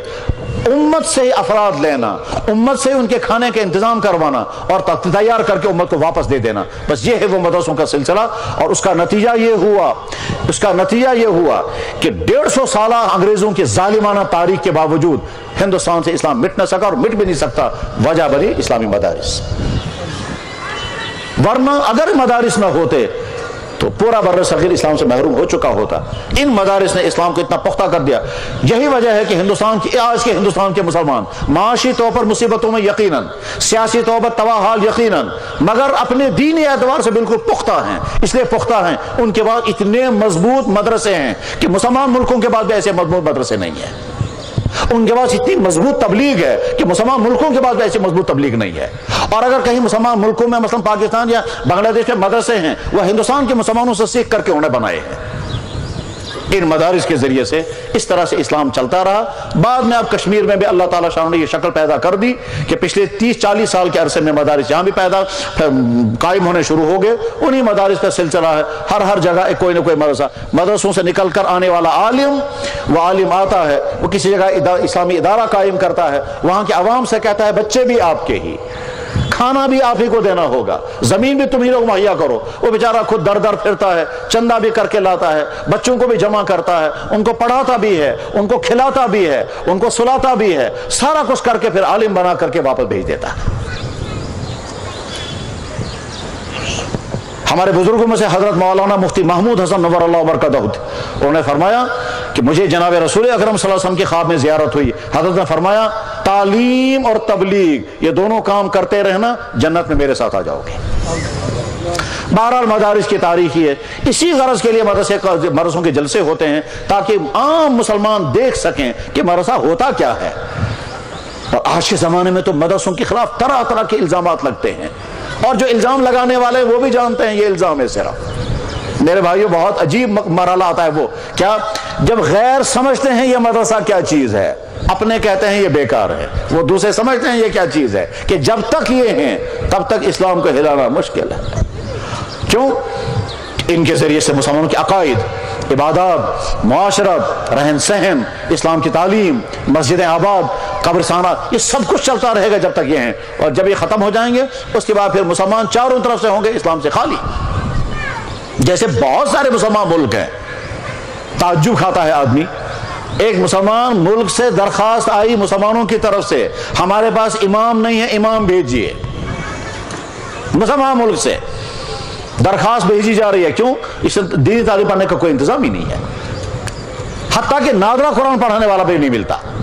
یہ جو مولانا رحمت اللہ کیرانوی جس کا تذکرہ میں نے کیا، مولانا رحمت اللہ کیرانوی جس نے مناظرہ کیا تھا پادریوں کے ساتھ اور انگریز حکومت پیچھے تھی اور وہ شکست کھا گیا تھا، یہی مولانا رحمت اللہ کیرانوی تشریف لے کے مکہ شریف اور مکہ مکرمہ میں انہوں نے مدرسہ قائم کیا، مدرسہ سہولتیہ. کھانے کعبہ میں امام نہیں مل رہے تھے، مدرسہ سہولتیہ سے امام لانے پڑے. ایسا دور بھی بیچ میں گزرا ہے کہ کعبہ شریف کے امام لائے جاتے تھے مدرسہ سہولتیہ سے، اور ان کی فہرست بنی ہوئی ہے، یہ ہے فلاں عالم جو کھانے کعبہ کے امام بنا، پڑھا ہوا تھا مدرسہ سہولتیہ سے. یہ ہے فلاں شخص جو کھانے کعبہ کے اتنے زمانے تک امام رہا، یہ پڑھا ہوا تھا مدرسہ سہولتیہ کا. اور مدرسہ سہولتیہ قائم کیا ہندوستان سے جا کر ایک آدمی نے، جن کا نام تھا مولانا رحمت اللہ کیرانوی. تو میرے بھائیو، دینی مدرسوں کا مقصد یہ ہے کہ ہمارے بچے دینی تعلیم پڑھیں، اور خاص طور پر اس لیے بھی کہ مسلمان غیر مدرسے والے کہتے ہیں مسلمانوں تم میں سے کچھ سائنس پڑھ رہے ہیں، کچھ میڈیکل پڑھ رہے ہیں، کچھ نان میڈیکل پڑھ رہے ہیں، کچھ کالجوں سکولوں میں ہیں، کچھ عدالتوں میں ہیں، کچھ بزنس کر رہے ہیں. ٹھیک ہے، ہم اسلام پڑھیں گے، اسلام پڑھ کر کے افراد تیار کریں گے، دینی رہنمائی تمہیں یہاں سے ملے گی. تمہیں صحت خراب ہوگی تو ڈاکٹروں سے مدد لو گے، دین چاہیے تو مدرسوں سے مدد لو گے. مدرسے تمہاری ہر طرح کی رہنمائی کرنے کے لیے تیار ہے. دین کے جس شعبے کی رہنمائی چاہیے، انسان کی زندگی کا اہم ترین شعبہ عبادات کا ہے. نظام عبادت کیا ہے مدرسوں کے ذمہ معلوم ہوگا. دین کا ایک اہم ترین شعبہ نظام معاشرت ہے. نکاح کیسے ہوگا، طلاقیں کیسی ہوتی ہے، والدین اور اولاد کے حقوق کیا کیا ہیں، میاں بیوی کے رہن سہن کیسے ہوگا، پڑوسوں کے ساتھ کیسے رہنا ہوتا ہے، گھریلو سسٹم کیسے چلانا ہوتا ہے، وراثتیں کیسی تقسیم کی جائیں گی، پراپرٹی خریدنے اور بیچنے کے سلسلے، یہ سب کچھ مدرسوں سے. انسانی زندگی کا اہم ترین شعبہ ہے بزنس. تو بزنس کے تمام مسائل تم کو مدرسوں والے سمجھیں، کیونکہ وہ پڑھتے ہی ہیں کتاب البیوع، اور وہ حدیثوں میں اور فقہ میں تفصیل کے ساتھ. غرض ہے کہ جس شعبے میں تمہیں دینی رہنمائی کی ضرورت ہوگی، اس رہنمائی کے لیے یہاں سے افراد تیار ہو رہے ہیں اور رہنمائی تمہیں کرتے رہیں گے. میرے بھائیوں دینی مدرسوں کے جلسوں کا ایک مقصد یہی ہوتا ہے کہ امت کے سامنے آ جائیں کہ اے بھائیوں تم نے جو بچے دیے تھے وہ بچے، کوئی بچہ آج حافظ بنا ہے، آگے چل کر یہ عالم بنے گا، یہ بولنے والا ہوگا، اس کے قلم سے دین کو فائدہ ہوگا، اس کی زبان سے دین کو فائدہ ہوگا، یہ کہیں حفاظت دین کا کام کرے گا، کہیں اشاعت دین کا کام کرے گا، کہیں باطل کا مقابلہ کرے گا، کہیں کنفیوژن دور کرے گا، کہیں اقامت دین تنفیذ دین کا کام، کہیں تحقیق دین کا کام کرے گا۔ تحقیق دین کا مطلب کیا ہوتا ہے؟ نئے مسائل سامنے آ گئے، ان کو حل کرنا ہے۔ وہ حل کیسے ہوں گے؟ اس مسائل کو حل کرنے کے لیے جتنا علم چاہیے، وہ جب تک وہ علم نہیں ہوگا تب تک وہ حل نہیں ہو سکتے ہیں۔ تحقیق دین۔ اور آج کے زمانے میں ہزاروں نئے مسئلے سامنے کھڑے ہیں۔ ساسبج مسئلہ چھ نہیں کھڑا جم حل کرن چھ اس علماء نے ذمہ داری، عوام ہیکن تم مسئلہ سمجھت تہ نہ، ایسے ٹف مسائل اور زندگی ہر سیاسی مسائل ہزاروں ہیں، معاشی مسائل ہزاروں ہیں، میڈیکل لائن سے ہزاروں مسئلے آ رہے ہیں۔ پتہ ہے سوانان بلڈ ڈونیشن، پتہ ہے سوانان آئی ڈونیشن، پتہ ہے سوانان کڈنی ڈونیشن، آج ہے لیور ڈونیشن۔ لیور ڈونیشن کا مطلب جیسے لیور کا پیس کریں گے اور آدھا پیس دوسرے کو دیں گے، یہ درست ہوگا یا نہ درست ہوگا؟ پیسہ لے سکتے ہیں یا نہیں لے سکتے ہیں؟ جائز اگر ہے تو کیسے ہے؟ اگر ناجائز ہے تو حل کیا نکلے گا؟ ان قریب شاید ایسا وقت آنے والا ہے، ایسا وقت آنے والا ہے کہ انسان ڈیسائیڈ اس کا آج نا سوال کیا تھا جناب، بچہ ٹھہر گیا، الٹرا ساؤنڈ بتا دیتا ہے کہ لڑکا ہے کہ لڑکی ہے، ٹھیک، اس کے بعد آدمی فیصلہ کرنے لگتا ہے تیرے کو ختم ہی کروں، تو ایوارشن کرا دیتے ہیں۔ گویا میڈیکل نے یہاں تک پہنچا دیا کہ وقت سے پہلے پتا چل رہا ہے کہ لڑکا ہے کہ لڑکی ہے، اس کے بعد پھر لوگ اب بچوں کو گرا رہے ہیں، خاص طور پر لڑکیوں کو گرا رہے ہیں۔ ایسا ہو سکتا ہے کہ آگے چل کر کے بہرحال آ جائے گا کہ انسان سی پرسن سشکا چاہاں لڑکا تھا ان کی لڑکی جی ونتی ایسے میڈیکل وہاں پہنچ جائے گا۔ اس وقت علماء کو فیصلہ کرنا ہے یہ جائز ہوگا کہ ناجائز۔ اگر علماء کہیں گے چوائس جو مرضی سو کرو، سہری سانڈن لڑک ٹھیک سہری سانڈن لڑک کیس کل بات لڑکی ایسے کوئی نہیں تھے نا، سہری کی اصل لڑکے سانڈن خانداری کے زبانی سب نے کوئی نہیں، تو پاپولیشن کا امبیلنس ہو جائے گا، اس کو نظر میں رکھ۔ ہزاروں مسائل نئے پیدا ہوتے ہیں، عبادات میں بھی نئے مسائل پیدا ہوتے ہیں۔ پہلے زمانے میں انجیکشن نہیں کرتے تھے، آج کے زمانے میں انجیکشن کرتے ہیں، سوال ہے روزہ ٹوٹے گا یا باقی رہے گا۔ پہلے زمانے میں انہیلر نہیں تھا، آج کے زمانے میں انہیلر ہے، سوال ہے روزہ ٹوٹے گا یا باقی بچے گا۔ دوائیوں کے قبیل کی ایسی ایسی چیزیں سامنے آئی ہیں۔ مجھے کل رات آدمی فون کر رہا ہے، کہہ لگا جناب ایک کیپسول آیا ہے، اس میں نان ویجیٹیرین سمٹمز ہیں، لیکن یہ نہیں معلوم ہے کہ گوشت کی کیا کیا چیز اس میں ڈالی گئی ہے، اور وہ کیپسول کھائے جاتے ہیں۔ ہم یہ کیپسول کھا سکتے ہیں یا نہیں کھا سکتے ہیں؟ کون فیصلہ کرے گا یہ حلال ہے کہ حرام ہے؟ تو طرح طرح کے نئے مسائل پیدا سامنے آتے ہیں۔ علماء کا ایک کام اشاعت دین، دوسرا کام حفاظت دین، تیسرا کام تنفیذ دین، چوتھا کام تحقیق دین۔ نئے مسائل سامنے آئیں گے، ان کی تحقیق کرو، ان کے جائز و ناجائز ہونے کے فیصلے کرو۔ پانی کی قلت سامنے آنے والی ہے، جب پانی کی قلت سامنے آئے گی اس کے بعد کیا ہوگا؟ شہروں کے اندر جو گندے نالے ہیں، ان گندے نالوں کے پانی کو صاف کیا جائے گا، اور صاف کرنے کے بعد پھر دوبارہ بوتلوں کے ذریعے سے گھروں تک پہنچایا جائے گا، تو وہ پانی پینا جائز ہوگا ناجائز؟ صاف تو ہو گیا مگر پاک بھی ہوا یا نہیں؟ بلکہ ہو سکتا ہے آگے چل کر کے انسانوں اور جانوروں کا پیشاب بوتل میں جمع کر کے پھر اس کو پروسیس کر کے پھر صاف کر کے دیں گے، کہا آپ کو یہی پینا پڑے گا، یہ جائز ہوگا ناجائز؟ تو طرح طرح کے نئے مسائل سامنے آتے ہیں، اور ان مسائل کو حل کرنے کے لیے محنتیں کرنی ہوتی ہیں۔ یہ سارے کام علماء کے کندھوں پر ہے، اور علماء الحمدللہ یہ کام۔ تو میرے بھائیوں، دینی مدارس میں جلسہ کرنے کا اہم ترین مقصد ہوتا ہے مدرسوں کا تعارف، مدرسوں کی کارکردگی، مدرسوں کے ذریعے سے کیا چیز تیار ہو رہی ہے وہ۔ اللہ اکبر! وہ باپ کتنا خوش قسمت جس کا بیٹا حافظ بنا۔ اللہ کے نبی علیہ السلام فرما رہے ہیں قیامت کے دن حافظ کے باپ کو ایسا تاج پہنایا جائے گا جس کی چمک سورج سے زیادہ تیز ہوگی۔ تو جب حافظ کے باپ کو یہ تاج پہنایا جائے گا تو خود حافظ کا مقام کتنا اونچا ہوگا۔ ارشاد فرمایا گیا دیندار حافظ، قرآن کے مطابق زندگی گزارنے والا حافظ اتنا قیمتی ہوگا کہ 10 جہنم کے مستحق انسانوں کو جہنم سے نکال لے گا۔ شفاعت کا حق اتنا اس کو اللہ تعالیٰ عطا فرمائیں گے۔ اللہ کے نبی فرما رہے ہیں خیرکم من تعلم القرآن وعلمہ، تم میں سب سے زیادہ بہتر انسان وہ ہے جس نے قرآن سیکھا اور قرآن سکھایا، سب سے بہتر انسان وہ ہے۔ اس سے زیادہ خوش قسمت انسان کون؟ کہ جس کے کانوں میں آواز صرف قرآن کی، جس کی نگاہوں کے سامنے صرف قرآن، جو ہر وقت باوضو رہتا ہے قرآن کے لیے، وہ سوتا ہے تو قرآن کی فکر لے کر، وہ صبح اٹھے گا تو قرآن کی فکر لے کر، یا اس کو نادرہ پڑھنا ہے یا حفظ کرنا ہے یا تفسیر پڑھنی ہے یا اس کا گرامر پڑھنا ہے یا حدیث پڑھنی ہے، تو رات و دن ان کا گزرتا ہے قرآن کے ماحول میں، حدیث کے ماحول میں۔ اس لیے مقدس ترین جگہ ہوتی ہے وہ مدرسہ جہاں صبح سے شام تک صرف اللہ، صرف پاکیزگی، صرف یہی وجہ ہے کہ اگر آج کوئی جاننا چاہے کہ صاحب دنیا میں سب سے زیادہ پاکیزہ ماحول کہاں ہے، جواب آئے گا مدرسے میں۔ یہاں نہ بے حیائی ہے، یہاں نہ لڑکیاں ہیں، یہاں نہ بے پردگی ہے، یہاں نہ فحش چیزیں ہیں، یہاں نہ فلمیں ہیں، یہاں نہ ٹی وی ہے، یہاں گندا کام کچھ نہیں، پاکیزہ ترین ماحول میں پاکیزہ جوان تیار ہوتے ہیں۔ اور میں کبھی کبھی سوچتا ہوں، میں نے کہا یا اللہ، وہ حدیث جس میں اللہ کے نبی علیہ السلام نے ارشاد فرمایا، کیا فرمایا؟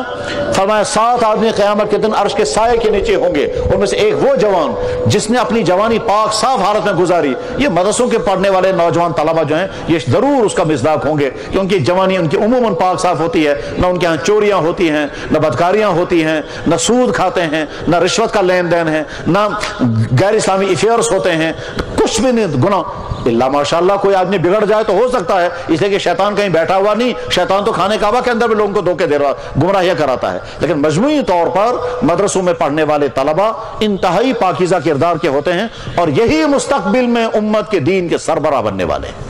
ان میں سے کوئی کہیں امام ہوگا، کوئی کہیں عالم ہوگا، کوئی کہیں مفتی ہوگا، کوئی کہیں سربراہ ہوگا، مختلف شعبوں مختلف اداروں میں دین کا کام کریں گے۔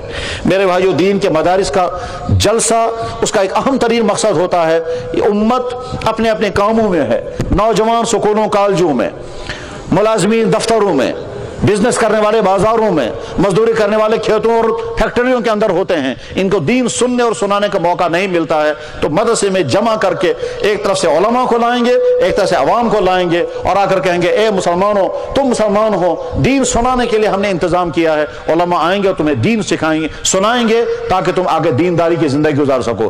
دینی مدرسوں کے جلسے کا دوسرا مقصد یہ ہوتا ہے امت تک دین پہنچانا، امت کو جمع کر کے ان کو دین سنانے کا انتظام کرنا، اور اس لیے علاقوں سے علماء کو جمع کرتے ہیں تاکہ وہ عوام کو دین کی بات سنائیں۔ میرے بھائیو، اللہ تعالیٰ سے بے انتہا فضل و احسان کہ عشق مسلمان سو انسان کو نادان، بلکہ بدترین نادان، یہ میں ذہن زندگی میں یہ خیال آنا کہ اللہ تعالیٰ نے مہربانی سے میں پڑھ کر بسنت مسلمان بنوں۔ مسلمان بننے کے لیے ہم نے کوئی قربانی نہیں دی، نشکہ سے درخواست دیتمت، نشکہ کا مطالبہ کرمت، بالفرض خدا نہ خواستہ اگر کسی غیر مسلم گھر میں پیدا ہوئے ہوتے شاید ساری زندگی اسی کفر میں گزر جاتی، مگر اللہ نے ہم کو اسلام کی دولت عطا فرمائی، اس لیے شکر پڑھنا چاہیے، اور ہمیشہ شکر پڑھنا چاہیے، اللہ آپ کا احسان، آپ نے ہم کو مسلمان بنایا۔ جنبیز میں اللہ تعالیٰ نے اسلام عطا کر، اور ہم تو سمجھ بھی نہیں سکتے ہیں جو لوگ اسلام قبول کرتے ہیں ان کو کیسی کیسی مصیبتیں آتی ہیں، ان کو کیسی کیسی پریشانیاں جھیلنی پڑتی ہیں، کیسے کیسے ظلم سہنے پڑتے ہیں، اور آج بھی یہیں کشمیر میں کچھ لوگ انتہائی مظلومیت کی حالت میں ہیں صرف اس لیے کہ انہوں نے اسلام قبول کیا۔ اور ایک دفعہ ایک لڑکا مجھ سے ملنے کے لیے آیا، پہلے تو اس نے فون پر میں سے عام ہوسمچو لڑکے میں فون کر رہا اس ونا بہت مسلمان اردو بہت سکت کرا، جناب میں مسلمان ہو گیا ہوں، میرے گھر والوں کا بھی پتہ نہیں ہے، رمضان کا مہینہ چل رہا ہے، میں سحری کھا نہیں سکتا ہوں، میں نے اپنے دوستوں سے کہا ہے صبح مجھے بیدار کر دیا کریں، وہ مجھے رنگ کر دیتے ہیں، میں صبح کو پانی کا کپ پیتا ہوں اور اسی سے میرا روزہ ہوتا ہے، شام کو افطار کے وقت گھر والوں کے ساتھ بیٹھا ہوتا ہوں، ان کو نہیں بتا سکتا میں افطار کر رہا ہوں، میں ویسے اٹھ کر کے تھوڑا سا پانی پیتا ہوں، پانی سے میرا روزہ شروع ہوتا ہے، پانی سے میرا افطار ہوتا ہے، یہ بتائیے اللہ میرا روزہ قبول کریں گے یا نہیں؟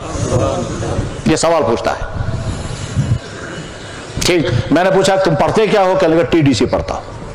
ٹی ڈی سی پڑھنے والا لڑکا مسلمان ہوا اور اس طرح سے وہ روزہ رکھ رہا ہے۔ رمضان گزر گیا، جب عید کا دن آیا تو عید کی نمازوں میں ملاقات کرنے کے لیے آیا، کہنے لگا جناب میں ہی ہوں وہ، تم نے اسلام قبول کیا؟ کہ جی ہاں۔ کسی نے دباؤ ڈالا؟ کہ کوئی دباؤ نہیں، تم نے خود اسلام قبول۔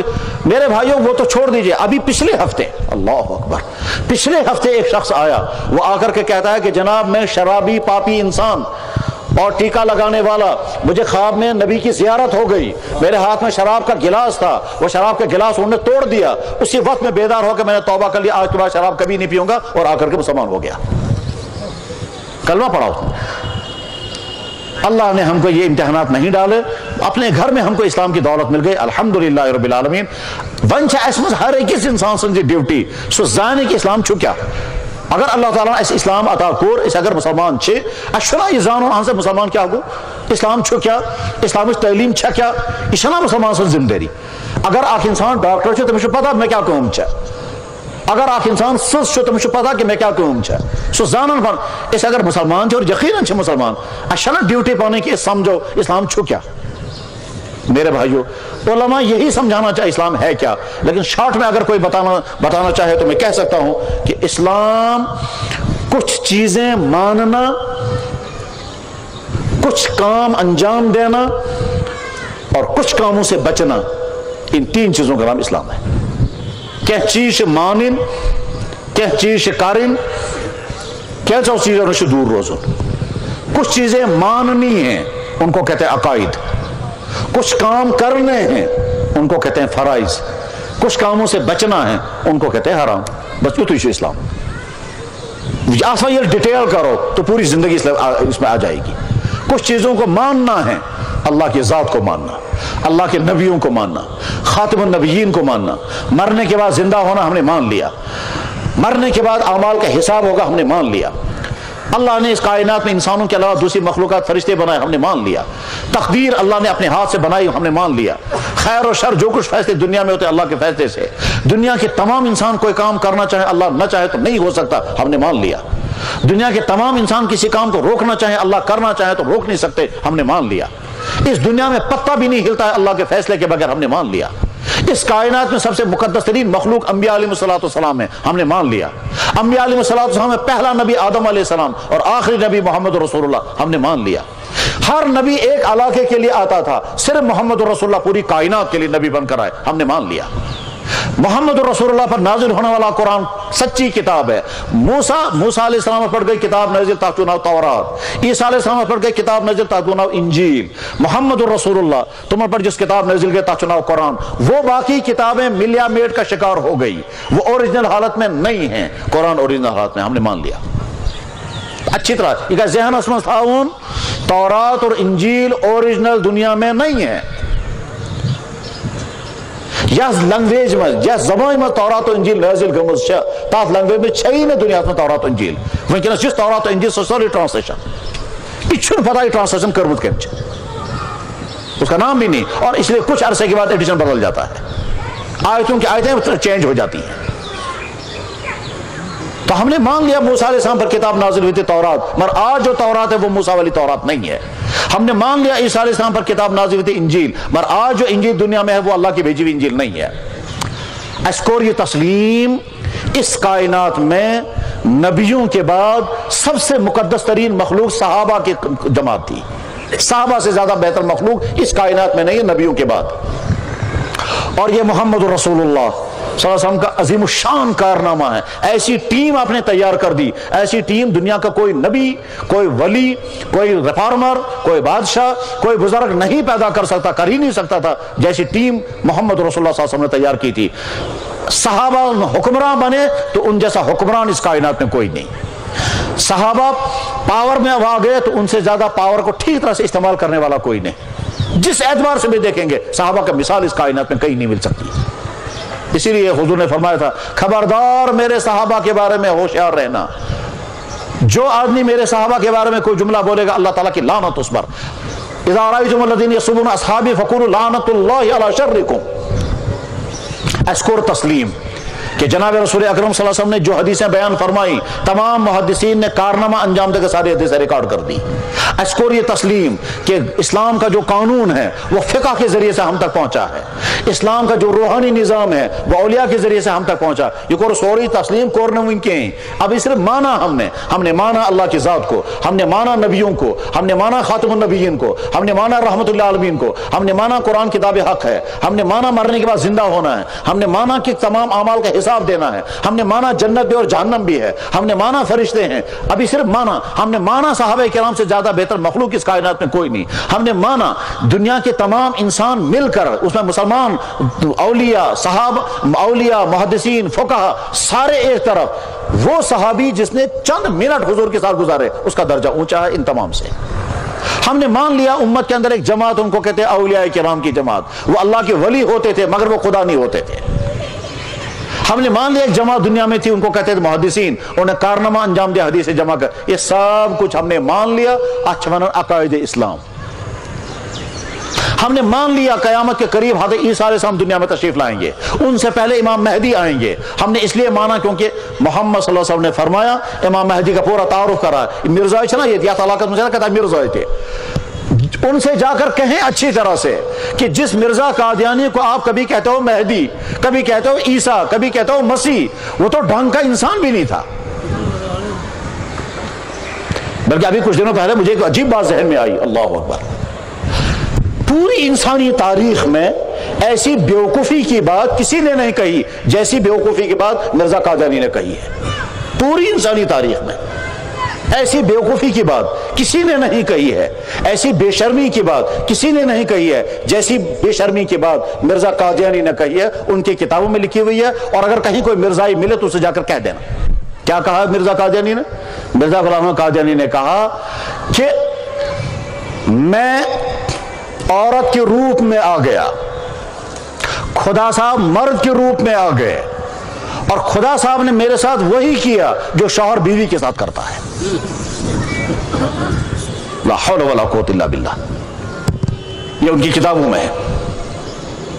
الفاظ اس کے کچھ اور ہیں کہ خدا صاحب نے میرے ساتھ استعارے میں قوت رجولیت کا اظہار فرمایا. بہرحال ہم نے مان لیا حضرت عیسیٰ علیہ السلام دنیا میں تشریف لائیں گے. مرزا قادیانی نہ عیسیٰ ہے, نہ مسیح ہے, نہ مہدی ہے.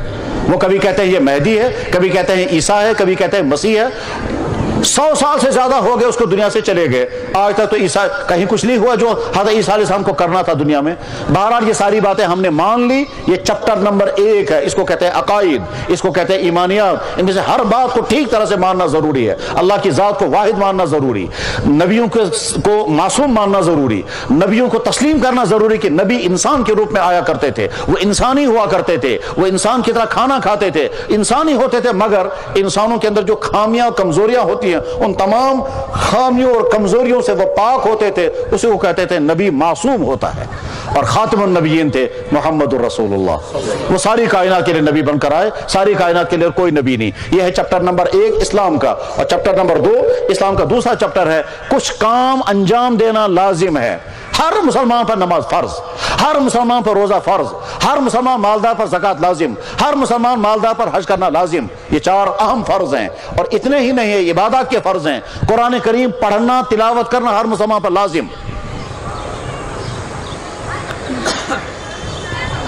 قرآن کریم میں اللہ تعالیٰ شان و ارشاد فرماتے ہیں جناب رسول اکرم صلی اللہ علیہ وسلم کو مخاطب بنا کر, وَأَمُرْ أَهْلَكَ بِالصَّلَاةِ, آپ اپنے گھر والوں کو حکم کریں نماز کی پابندی کریں گے. لَا نَسْأَلُكَ رِزْقًا, ہم نہیں ہمیں یہ نہیں پوچھنا ہے کہ آپ کے گھر میں کھانا پینا ہے یا نہیں.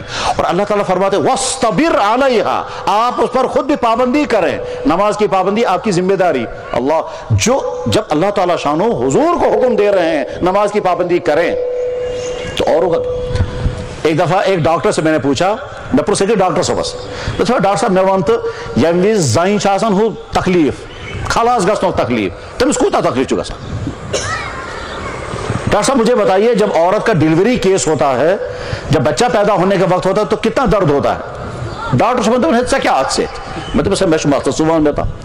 تو بول آپ کو کیا کرے گا, یہ آپ کیوں پوچھ رہے ہیں؟ میں نے کہا جی مجھے مجبور ایک ضرورت ہے, ضرورت کی وجہ سے میں پوچھتا ہوں. میں ونت یم وز زائن ڈیلیوری کیس آئے تم وز کوتا تکلیف آسان زائن.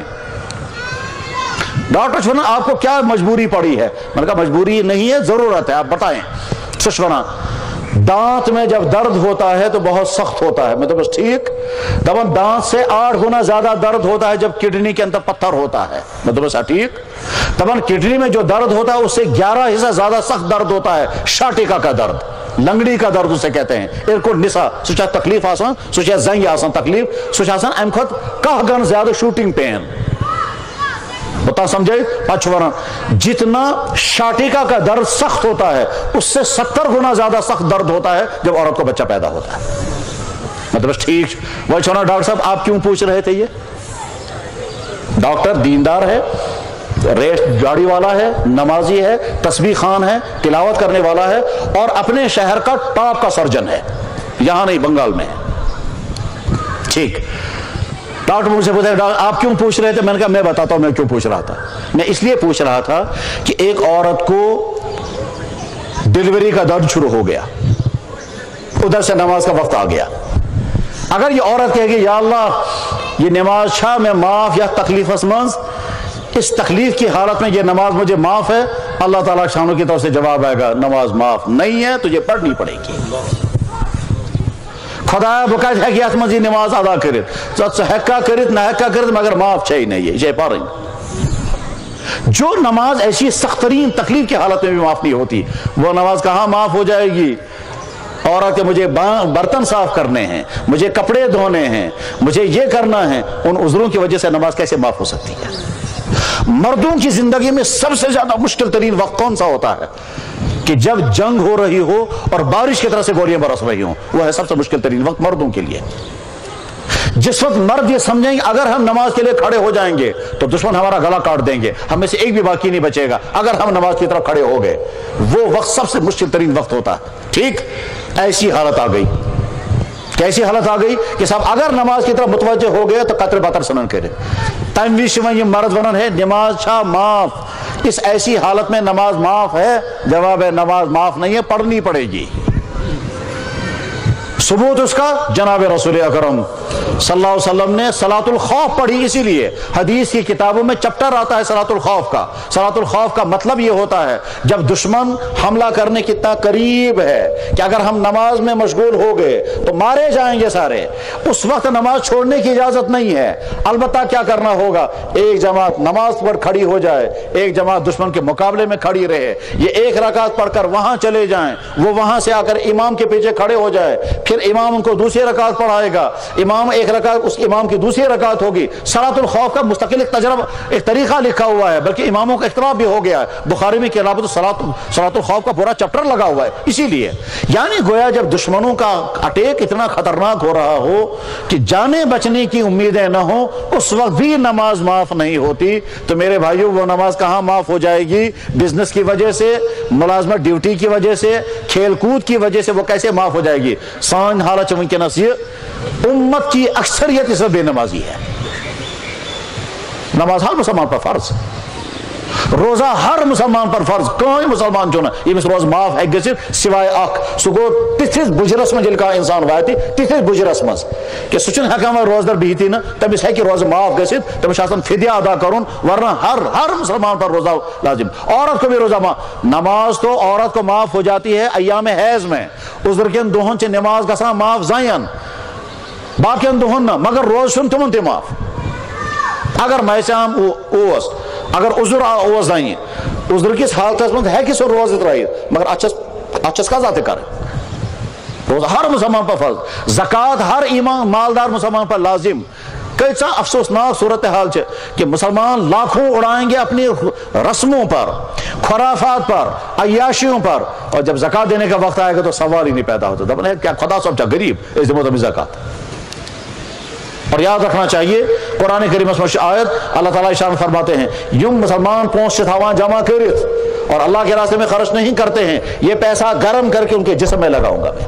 یوم یحمى علیہا فی نار جہنم فتکوی بہا جباہہم وجنوبہم وظہورہم ھذا ما کنتم لانفسکم فذوقوا ما کنتم تکنزون. زکوٰۃ ہر مسلمان پر فرض, روزہ ہر مالدار مسلمان پر لازم, زکوٰۃ ہر مسلمان پر بشرطے کہ. اور اس کے بعد میرے بھائیو تریم چپٹر چھو کیا کہ ایک مسلمان کے لیے کون کون سی چیزیں حرام ہیں, یہ ہر مسلمان کو سیکھنا ضروری ہے. اور اس میں پہلا چپٹر آتا ہے جوانوں کا, کیونکہ جوانی کی زندگی میں سب سے زیادہ حرام کام پائے جاتے ہیں, اور آج کے جوانوں کا تو بہت ہی زیادہ برا حال ہے. ایجوک جوان ڈرگز, غلط تعلقات, شراب, چرس, فیشن, یہودیوں کی نکالی, ماں باپ کی نافرمانی, حتیٰ کہ اس سے آگے بڑھ کر کے اب نوجوانوں کا حال یہاں تک پہنچا کہ بے شمار مسلمان نوجوان چھونا یت اسلامس مز जिस इस्लाम में ड्रग्स हराम हो वो इस्लाम हमें दरकार नहीं, जिस इस्लाम में डांस माना है वो इस्लाम हमें चाहिए नहीं। आज तो मैं समझता हूं भाई। मेरे नौजवान भाइयों, इंसान की जिंदगी का सबसे कीमती जमाना ये जवानी का जमाना होता है। बिगड़ने का खतरा भी इसी उम्र में है और संवरने का इम्कान भी इसी उम्र में है। आप अपनी इस उम्र को संवारना चाहें तो संवर सकते हैं, और अगर बिगाड़ का शिकार हो गए तो सारी जिंदगी तबाह हो जाएंगे। अक्लमंद जवान वो है जो अपने सामने लिस्ट बना करके रखे, इस वक्त के जवान कौन कौन सी चीजों में तबाह हो जाते हैं, उन तमाम चीजों से मैं अपने आप को बचाऊंगा। खुसूसन लड़कियों के साथ गलत ताल्लुकात, खुसूसन शराब, खुसूसन रातों को डेट पर बैठना, खुसूसन गलत वेबसाइटें देखते रहना, मोबाइल से गलत मैसेजें करना, इन तमाम खुराफात के नतीजे में आपकी जिंदगी तबाह होगी, मगर वक्ती तौर पर मजा आता रहेगा। जनाब रसूल अकरम सल्लल्लाहु अलैहि वसल्लम ने फरमाया, अश्शबाब शुअबतु मिनल जुनून, जवानी एक किस्म का पागलपन है, इस पागलपन में कोई चीज नजर नहीं आती है। इस वक्त हमारी नौजवानों का जो बुरा हाल है, और उसकी बहुत बड़ी वजह यह है, न घरों में उनको कोई दीन बताने वाला है, न स्कूलों में, न कोचिंग सेंटरों में, न दफ्तरों में, इसलिए यह बेचारा तबाहाल हो रहा है। अब इसने क्या किया, कानों में मौसीकी सुनने के लिए तारें लगा रखी है, कपड़े पहन रहा है जिसमें जानवर बने हुए हैं, उनमें शराब के एडवर्टाइजें हैं, उसमें गंदे जुमले लगे हुए हैं, सेकंड टाइटें पहने हुए हैं। उसकी वजह से वह नमाज पढ़ भी नहीं सकता, और अगर पढ़ेगा तो वह नमाज ही अदा नहीं होती, क्योंकि जो ही अल्लाह अकबर करता है, अल्लाह अकबर करते करते वजू जो है उसकी नमाज टूट जाती है। अल्लाह अकबर करते हुए जो ही हाथ ऊपर चले जाते हैं, नाक का निचला पोर्शन खुल जाता है, और जो ही नीचा पोर्शन खुल गया नमाज टूट गई। ड्रेस उन्मुतु तमी किस्मों क्या वालन गसने में नमाज पर नहीं ना, और अगर पारन नमाज तो कैसे नमाज यादा युथु रुकस में गसान जो 50 गसान याल युथु सजदस में बहुत 50 सोरी बाजर याल। मेरे भाइयों, ये तो यहूदियों का लिबास है। अल्लाह के नबी अलैहिस्सलाम ने क्या, मन तशब्बह बिकौमिन फहुव मुमिन, जो किसी कौम के साथ मुशाबहत इख्तियार करे वो उन्हीं के साथ जाए। जब हमारा मुसलमान नौजवान चाहता है मैं यहूदियों का ड्रेस पहनूंगा, मैं ईसाइयों का ड्रेस पहनूंगा, मैं फिल्म स्टारों का ड्रेस पहनूंगा, गोया हमने रोल मॉडल बनाया किनको, किसी का रोल मॉडल है फिल्म स्टार, किसका रोल मॉडल है क्रिकेटर, जिनकी रातें और जिनके दिन गुनाहों में डूबते हैं, उनको हमने अपने लिए बनाया मॉडल कि साहब इसी मॉडल के मुताबिक। फैशन इंसानों की तबाही का जरिया है। ये वक्ती तौर पर कहता है शौक पूरा करूंगा, ये शौक इंसान की तबाही का जरिया। और जब कोई आदमी फैशनेबल बनता है उसके बाद उसका ईमान सलामत रह ही नहीं सकता, मुमकिन ही नहीं उसका ईमान सलामत रह जाए। फैशन का मतलब होता है मैं उसके पीछे चलूंगा, कल को इसने कुछ और शुरू किया तो उसके पीछे चलूंगा। इसलिए बहुत सारे नौजवान कनवाज लागन, बहुत सारे नौजवान हाथों में धागे बांधते हैं, और सब धागे क्या हैं कि साहब ये इश्क की अलामतें हैं, ये इश्क के नहीं कुफ्र की अलामतें हैं। ये इसलिए अपनी जवानी को तारे गंदे कामों से अगर बचाएंगे, और ये बात आपके वालिदैन नहीं कह पाते, आज स्कूल वाले नहीं कह पाते अपने बच्चों को, लेकिन अच्छी तरह से सुने, जवानी एक किस्म की नेमत है और दूसरी किस्म का पागलपन है। इस पागलपन को कंट्रोल में रखेंगे तो बच सकेंगे, वरना तो जवानी तबाह हो जाती है, और उसके बाद फिर फ्यूचर यकीनन तबाह होगा। वो सवाल ही नहीं पैदा हो सकता किसी का फ्यूचर अच्छा बन जाए, खास तौर पर जब इसका जहन उन तमाम गंदी चीजों में उलझा हुआ हो। जहन में किसी के साथ अफेयर्स हैं, एक मुसीबत ये है, इधर से डांस है, एक मुसीबत वो है, मैच कहां कहां चल रहे हैं वो कमेंट्रियां याद रखनी है, एक मुसीबत वो है, फिल्में कौन कौन सी बन रही हैं, कौन सा फिल्म स्टार आजकल कहां है, किसके ताल्लुकात किसके साथ हैं, कौन आज कहां हनीमून में, एक मुसीबत ये सारे कबाड़ खाने जिस जहन के अंदर जमा हैं।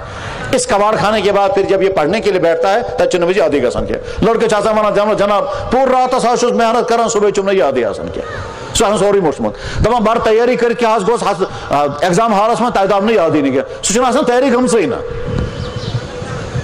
मेरे भाइयों, इन तमाम खराबियों से अपनी जवानी को बचाएं, तो वरना टेंशनों की जिंदगी गुजार रहे होंगे। और आज के जमाने में जितने नौजवान हार्ट पेशेंट, किडनी फेलियर, पहले जमाने में सोच भी नहीं सकते थे, जवानी में साहब शुगर की बीमारी, जवानी में हार्ट फेलियर हो रहे हैं, जवानी में वो बीमारियां जो कभी ब्लड कैंसर जवानी में हो रहे हैं, वजह यही है।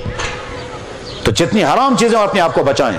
मुलाजिमीन के लिए हराम चीजें ड्यूटी न देना और रिश्वतें खाना।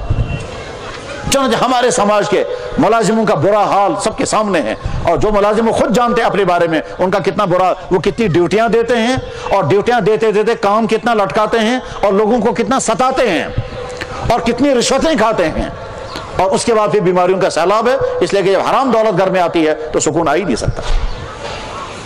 बाजारों के अंदर जो दुकानदारियां करते हैं اللہ کے نبی علیہ السلام نے کیا فرمایا؟ دکانداروں کی ایک قسم وہ جو سیدھے جنت میں جائے گی اور نبیوں کے ساتھ، اور دکانداروں کی ایک قسم وہ جو سیدھے جہنم میں جائے گی. دو قسم کی حدیثیں ہیں. ویسے ہی جناب رسول اکرم صلی اللہ علیہ وسلم عموماً تقسیم کران علمن تہ کرک زٕ قسم، جوانن تہ کرک زٕ قسم، زائن تہ کرک زٕ قسم، تاجرن تہ کرک زٕ قسم، حکمرانن تہ کرک زٕ قسم. بیان یہ نہیں کرتے دو قسمیں ہیں، لیکن بیان اس انداز سے کرتے ہیں، اسے سمجھ میں آتا ہے. مثلا جناب رسول اکرم صلی اللہ علیہ وسلم فرماؤ، کیا فرماؤ؟ علم مطلق فرماؤ کہ جس طرح سے آسمان میں ستارے ہوتے ہیں اسی طرح سے زمین میں علماء ہوتے ہیں. آسمان کے ستاروں سے لوگ راستہ ڈھونڈتے ہیں، علماء سے بھی لوگ راستہ ڈھونڈیں گے. یہ فرماؤ ان مثل العلماء فی الارض کمثل الکواکب فی السماء یقتدی بها فی ظلمات الارض. سیتی فرماؤ، اللہ اکبر. فرماؤ کیا؟ ایک وقت آنے والا ہے اسلام کا نام باقی ہوگا، قرآن کے حروف ہوں گے، مسجدیں عالیشان ہوں گی. پت فرماؤ بونکن سیاتی علی الناس زمان لا يبقى من الاسلام الا اسمه ولا يبقى من القرآن الا رسمه مساجدها عامرة وهي خراب عن الهدى. پت فرماؤ علماؤهم شر تحت ادیم السماء. اخ دور ہسا ایسے یت آسمانس تل یا زمینس پر آسن ساری خود بدترین مخلوق تم زمانک علم. من عندهم تخرج الفتن وفيهم تعود. تم علم آسن تم قسم کہ تہن ذریعہ آسن فتنہ نیران، تم گن پان تے تمن فتنہ نمجھ آسن تم تے شکار. عالموں کی ایک قسم یہ ہے، عالموں کی ایک قسم وہ ہے. عالموں کو خود سوچنا ہے ہم کون سے طبقے میں ہیں، ہم فتنہ اٹھانے والوں میں ہیں یا امت کو سیدھ راہ سے بلانے والوں میں. اسے کن کرے جوان تے طبقہ، اسے کن کرے حکمران تے طبقہ، زائن تے کرے. عورتوں کے بارے میں کیا فرمایا؟ فرمایا الدنیا کلھا متاع وخیر متاع الدنیا المرأۃ الصالحہ. دنیا میں ہر چیز نفع پہنچاتی ہے، سب سے بہترین آرام پہنچانے والی چیز عورت ہے. اور دوسری حدیث میں کیا؟ یا اللہ زائن ہے فتنہ دے بچے اس میں، اللہ انی اعوذ بک من فتنۃ النساء. اور ایک حدیث میں فرمایا ما ترکت بعدی فتنۃ اضر علی الرجال من النساء. میں پاس کو نیم خطرناک فتنہ چھ تو مموز خار بھی خود خطرناک فتنہ ہسا چو زائن فتنہ ام خود خطرناک فتنہ چونو بھی کہیں. چنانچہ عورتوں کا فیشن، عورتوں کا ننگا پن، عورتوں کی زناکاری میں مبتلا ہونا، یہ سب ہم سب کے سامنے. فرمایا جناب رسول اکرم صلی اللہ علیہ وسلم نے اک زمانہ سے آئے سے زائیں آسن پالو لاگنے باوجود نہتے ہیں، نساء کاسیات عاریات. آج ہر بازار میں وہی عورتیں ہیں. مائلات، یہیں سے لڑکیاں پیچھا کریں گی. ممیلات، وہ یہ تمنا کریں گے ایستے گس کا پیچھا کروں. کالجوں کا حال سب کے سامنے ہے. اللہ کے نبی علیہ السلام نے ٹھیک انگلی رکھ کر کے بتایا. تو میرے بھائیوں، اسلام تین چیزوں کے مجموعے کا نام ہے. کچھ حقائق کو ماننا ہے تو منچون ایمانیات، کچھ اعمال انجام دینے ان کو کہتے ہیں فرائض، اور کچھ چیزوں سے بچنا ہے ان کو کہتے ہیں حرام. ماں باپ کی نافرمانی حرام، شراب پینا حرام، ڈرگز استعمال کرنا حرام، رشوت کھانا حرام، ناحق قتل کرنا حرام، کسی کا مال اڑانا حرام، چوری کرنا حرام، بدکاریاں کرنا حرام، غلط تعلقات جوڑنا حرام، غیبتیں کرنا حرام، مال اللہ نے عطا کیا، علم عطا کیا تو تکبر کرنا حرام، اعمال کرنا دکھلاوے کے لیے وہ بھی حرام، حسد کرنا حرام، کسی کی ترقی پر جلنا یہ حرام. حرام کی ایک پوری فہرست ہے. علامہ شمس الدین ذہبی کے امام گزرے ہیں، انہوں نے کتاب لکھی ہے کتاب الکبائر. تاکہ تم لسٹ برمز پور یم ہسا گئی تم گناہ یم گناہ کبیرہ چھ ہر اکس مسلمانس پزِ پانس برونٹ کن سہ لسٹ تھاوٕنۍ اور پتہ پزِ پنن پان اپنی حفاظت کرنی چاہیے. ان تمام گناہوں سے میں اپنے آپ کو بچاؤں گا کیونکہ یہ حرام ہے. اور اتنا کرنے کے بعد پھر ابھی مسلمانوں کی ڈیوٹی ختم نہیں ہوتی. اس کے بعد مسلمانوں کی اصل ڈیوٹی شروع ہوتی ہے. اور وہ اصل ڈیوٹی کیا ہے؟ وہ اصل ڈیوٹی ہے دنیا کی قوموں تک اسلام پہنچانا. چنانچہ ایک بہترین سکالر عیسائی، اس نے اسلام قبول کیا، اور اتنا شاندار وہ جانتا تھا عیسائی مذہب کو بھی اسلام کو بھی. اور اسلام قبول کرنے کے بعد یہاں سری نگر میں تقریر کرتے کرتے اس نے کہا اے مسلمانوں، ہمارے پاس سائنس تھی ہم نے تم تک پہنچائی، تمہارے پاس اسلام تھا تم نے ہم تک کیوں نہیں پہنچایا؟ پھر وہ کہتا تھا میرے ماں باپ جہنم میں جائیں گے، میں قیامت کے دن اللہ کے پاس کھڑے ہو کر کہوں گا یا اللہ میرے ماں باپ کو جہنم میں بعد میں، پہلے ان مسلمانوں سے پوچھئے انہوں نے ایمان ہم تک کیوں نہیں پہنچایا؟ تو اس لیے اس کے بعد ہماری ذمہ داری ہے کہ دنیا کی قوموں تک اسلام پہنچائیں. اللہ اکبر. میرے ایک بھائی مجھ سے ملے, کہنے لگے جی عجیب بات ہے, ہم اسلام کی دعوت دینے کے لیے تیار نہیں ہیں ورنہ دنیا کی قومیں تو پیاسی ہیں. پھر اس نے واقعہ سنایا اپنا, کہنے لگا میں سری نگر حضرت بل میں تھا, مغرب کی نماز پڑھنے کے لیے گیا, وہاں میں نے دیکھا کچھ ہندو آئے ہیں گھومتے ہوئے اور 20-30 آدمیوں کا گروپ ہے, وہ کہیں ویشنو دیوی میں بھی گئے تھے, پھر کہیں امرناتھ میں بھی گھومتے رہے, اس کے بعد پھر حضرت بل میں وہ آئے تھے. جو ہی اذان شروع ہو گئی انہوں نے اپنے سر پر کپڑا رکھا. میں نے سوچا ہاں یہ تو کچھ ادب والے ہی ہیں. میں نے نماز چھوڑ کر پہلے ان کو جمع کیا اور 15 منٹ ان کے سامنے گفتگو کی. 13 آدمیوں نے کلمہ پڑھ لیا. اور ان میں سے ایک آدمی کہتا تھا, اور میرے مالک میں تجھے ڈھونڈتا تھا ویشنو میں, تو مجھے یہاں ملا, اور میرے مالک میں تجھے ڈھونڈتا تھا وہاں پہاڑوں کے اوپر, تو مجھے یہاں ملا, آج تک مجھے کیوں نہیں یہاں پہنچایا تھا, اور میرے مالک میں تجھ پر قربان ہو جاؤں تو یہاں بیٹھا. اس کنچوانا نیوند. میرے بھائیوں, اگر مسلمان دعوت کے مقام پر کھڑے ہو جائیں تو اتنی تیزی کے ساتھ دنیا کی قومیں اسلام میں داخل ہو جائیں گے. اللہ اکبر. مگر مشکل یہ ہے کہ مسلمان نہ خود دین پر چلنے کو تیار ہیں نہ دوسروں کو دین کی دعوت دینے کے تیار. عہد کریں انشاءاللہ, اللہ نے ہم کو اسلام کی دولت عطا فرمائی ہے, اس اسلام پر چلیں گے, اسلام پر عمل کریں گے, اپنے گھر کو مسلمان گھر بنائیں گے, اپنے بزنس کو مسلمان بزنس بنائیں گے, اپنے دفتروں کو مسلمان دفتر بنائیں گے, اور جو اسلام ہم سے چاہتا ہے اس کے مطابق عمل کریں گے. اسی میں ہم سب کی کامیابی ہے. وآخر دعوانا ان الحمدللہ رب العالمین برحمتک یا ارحم الراحمین.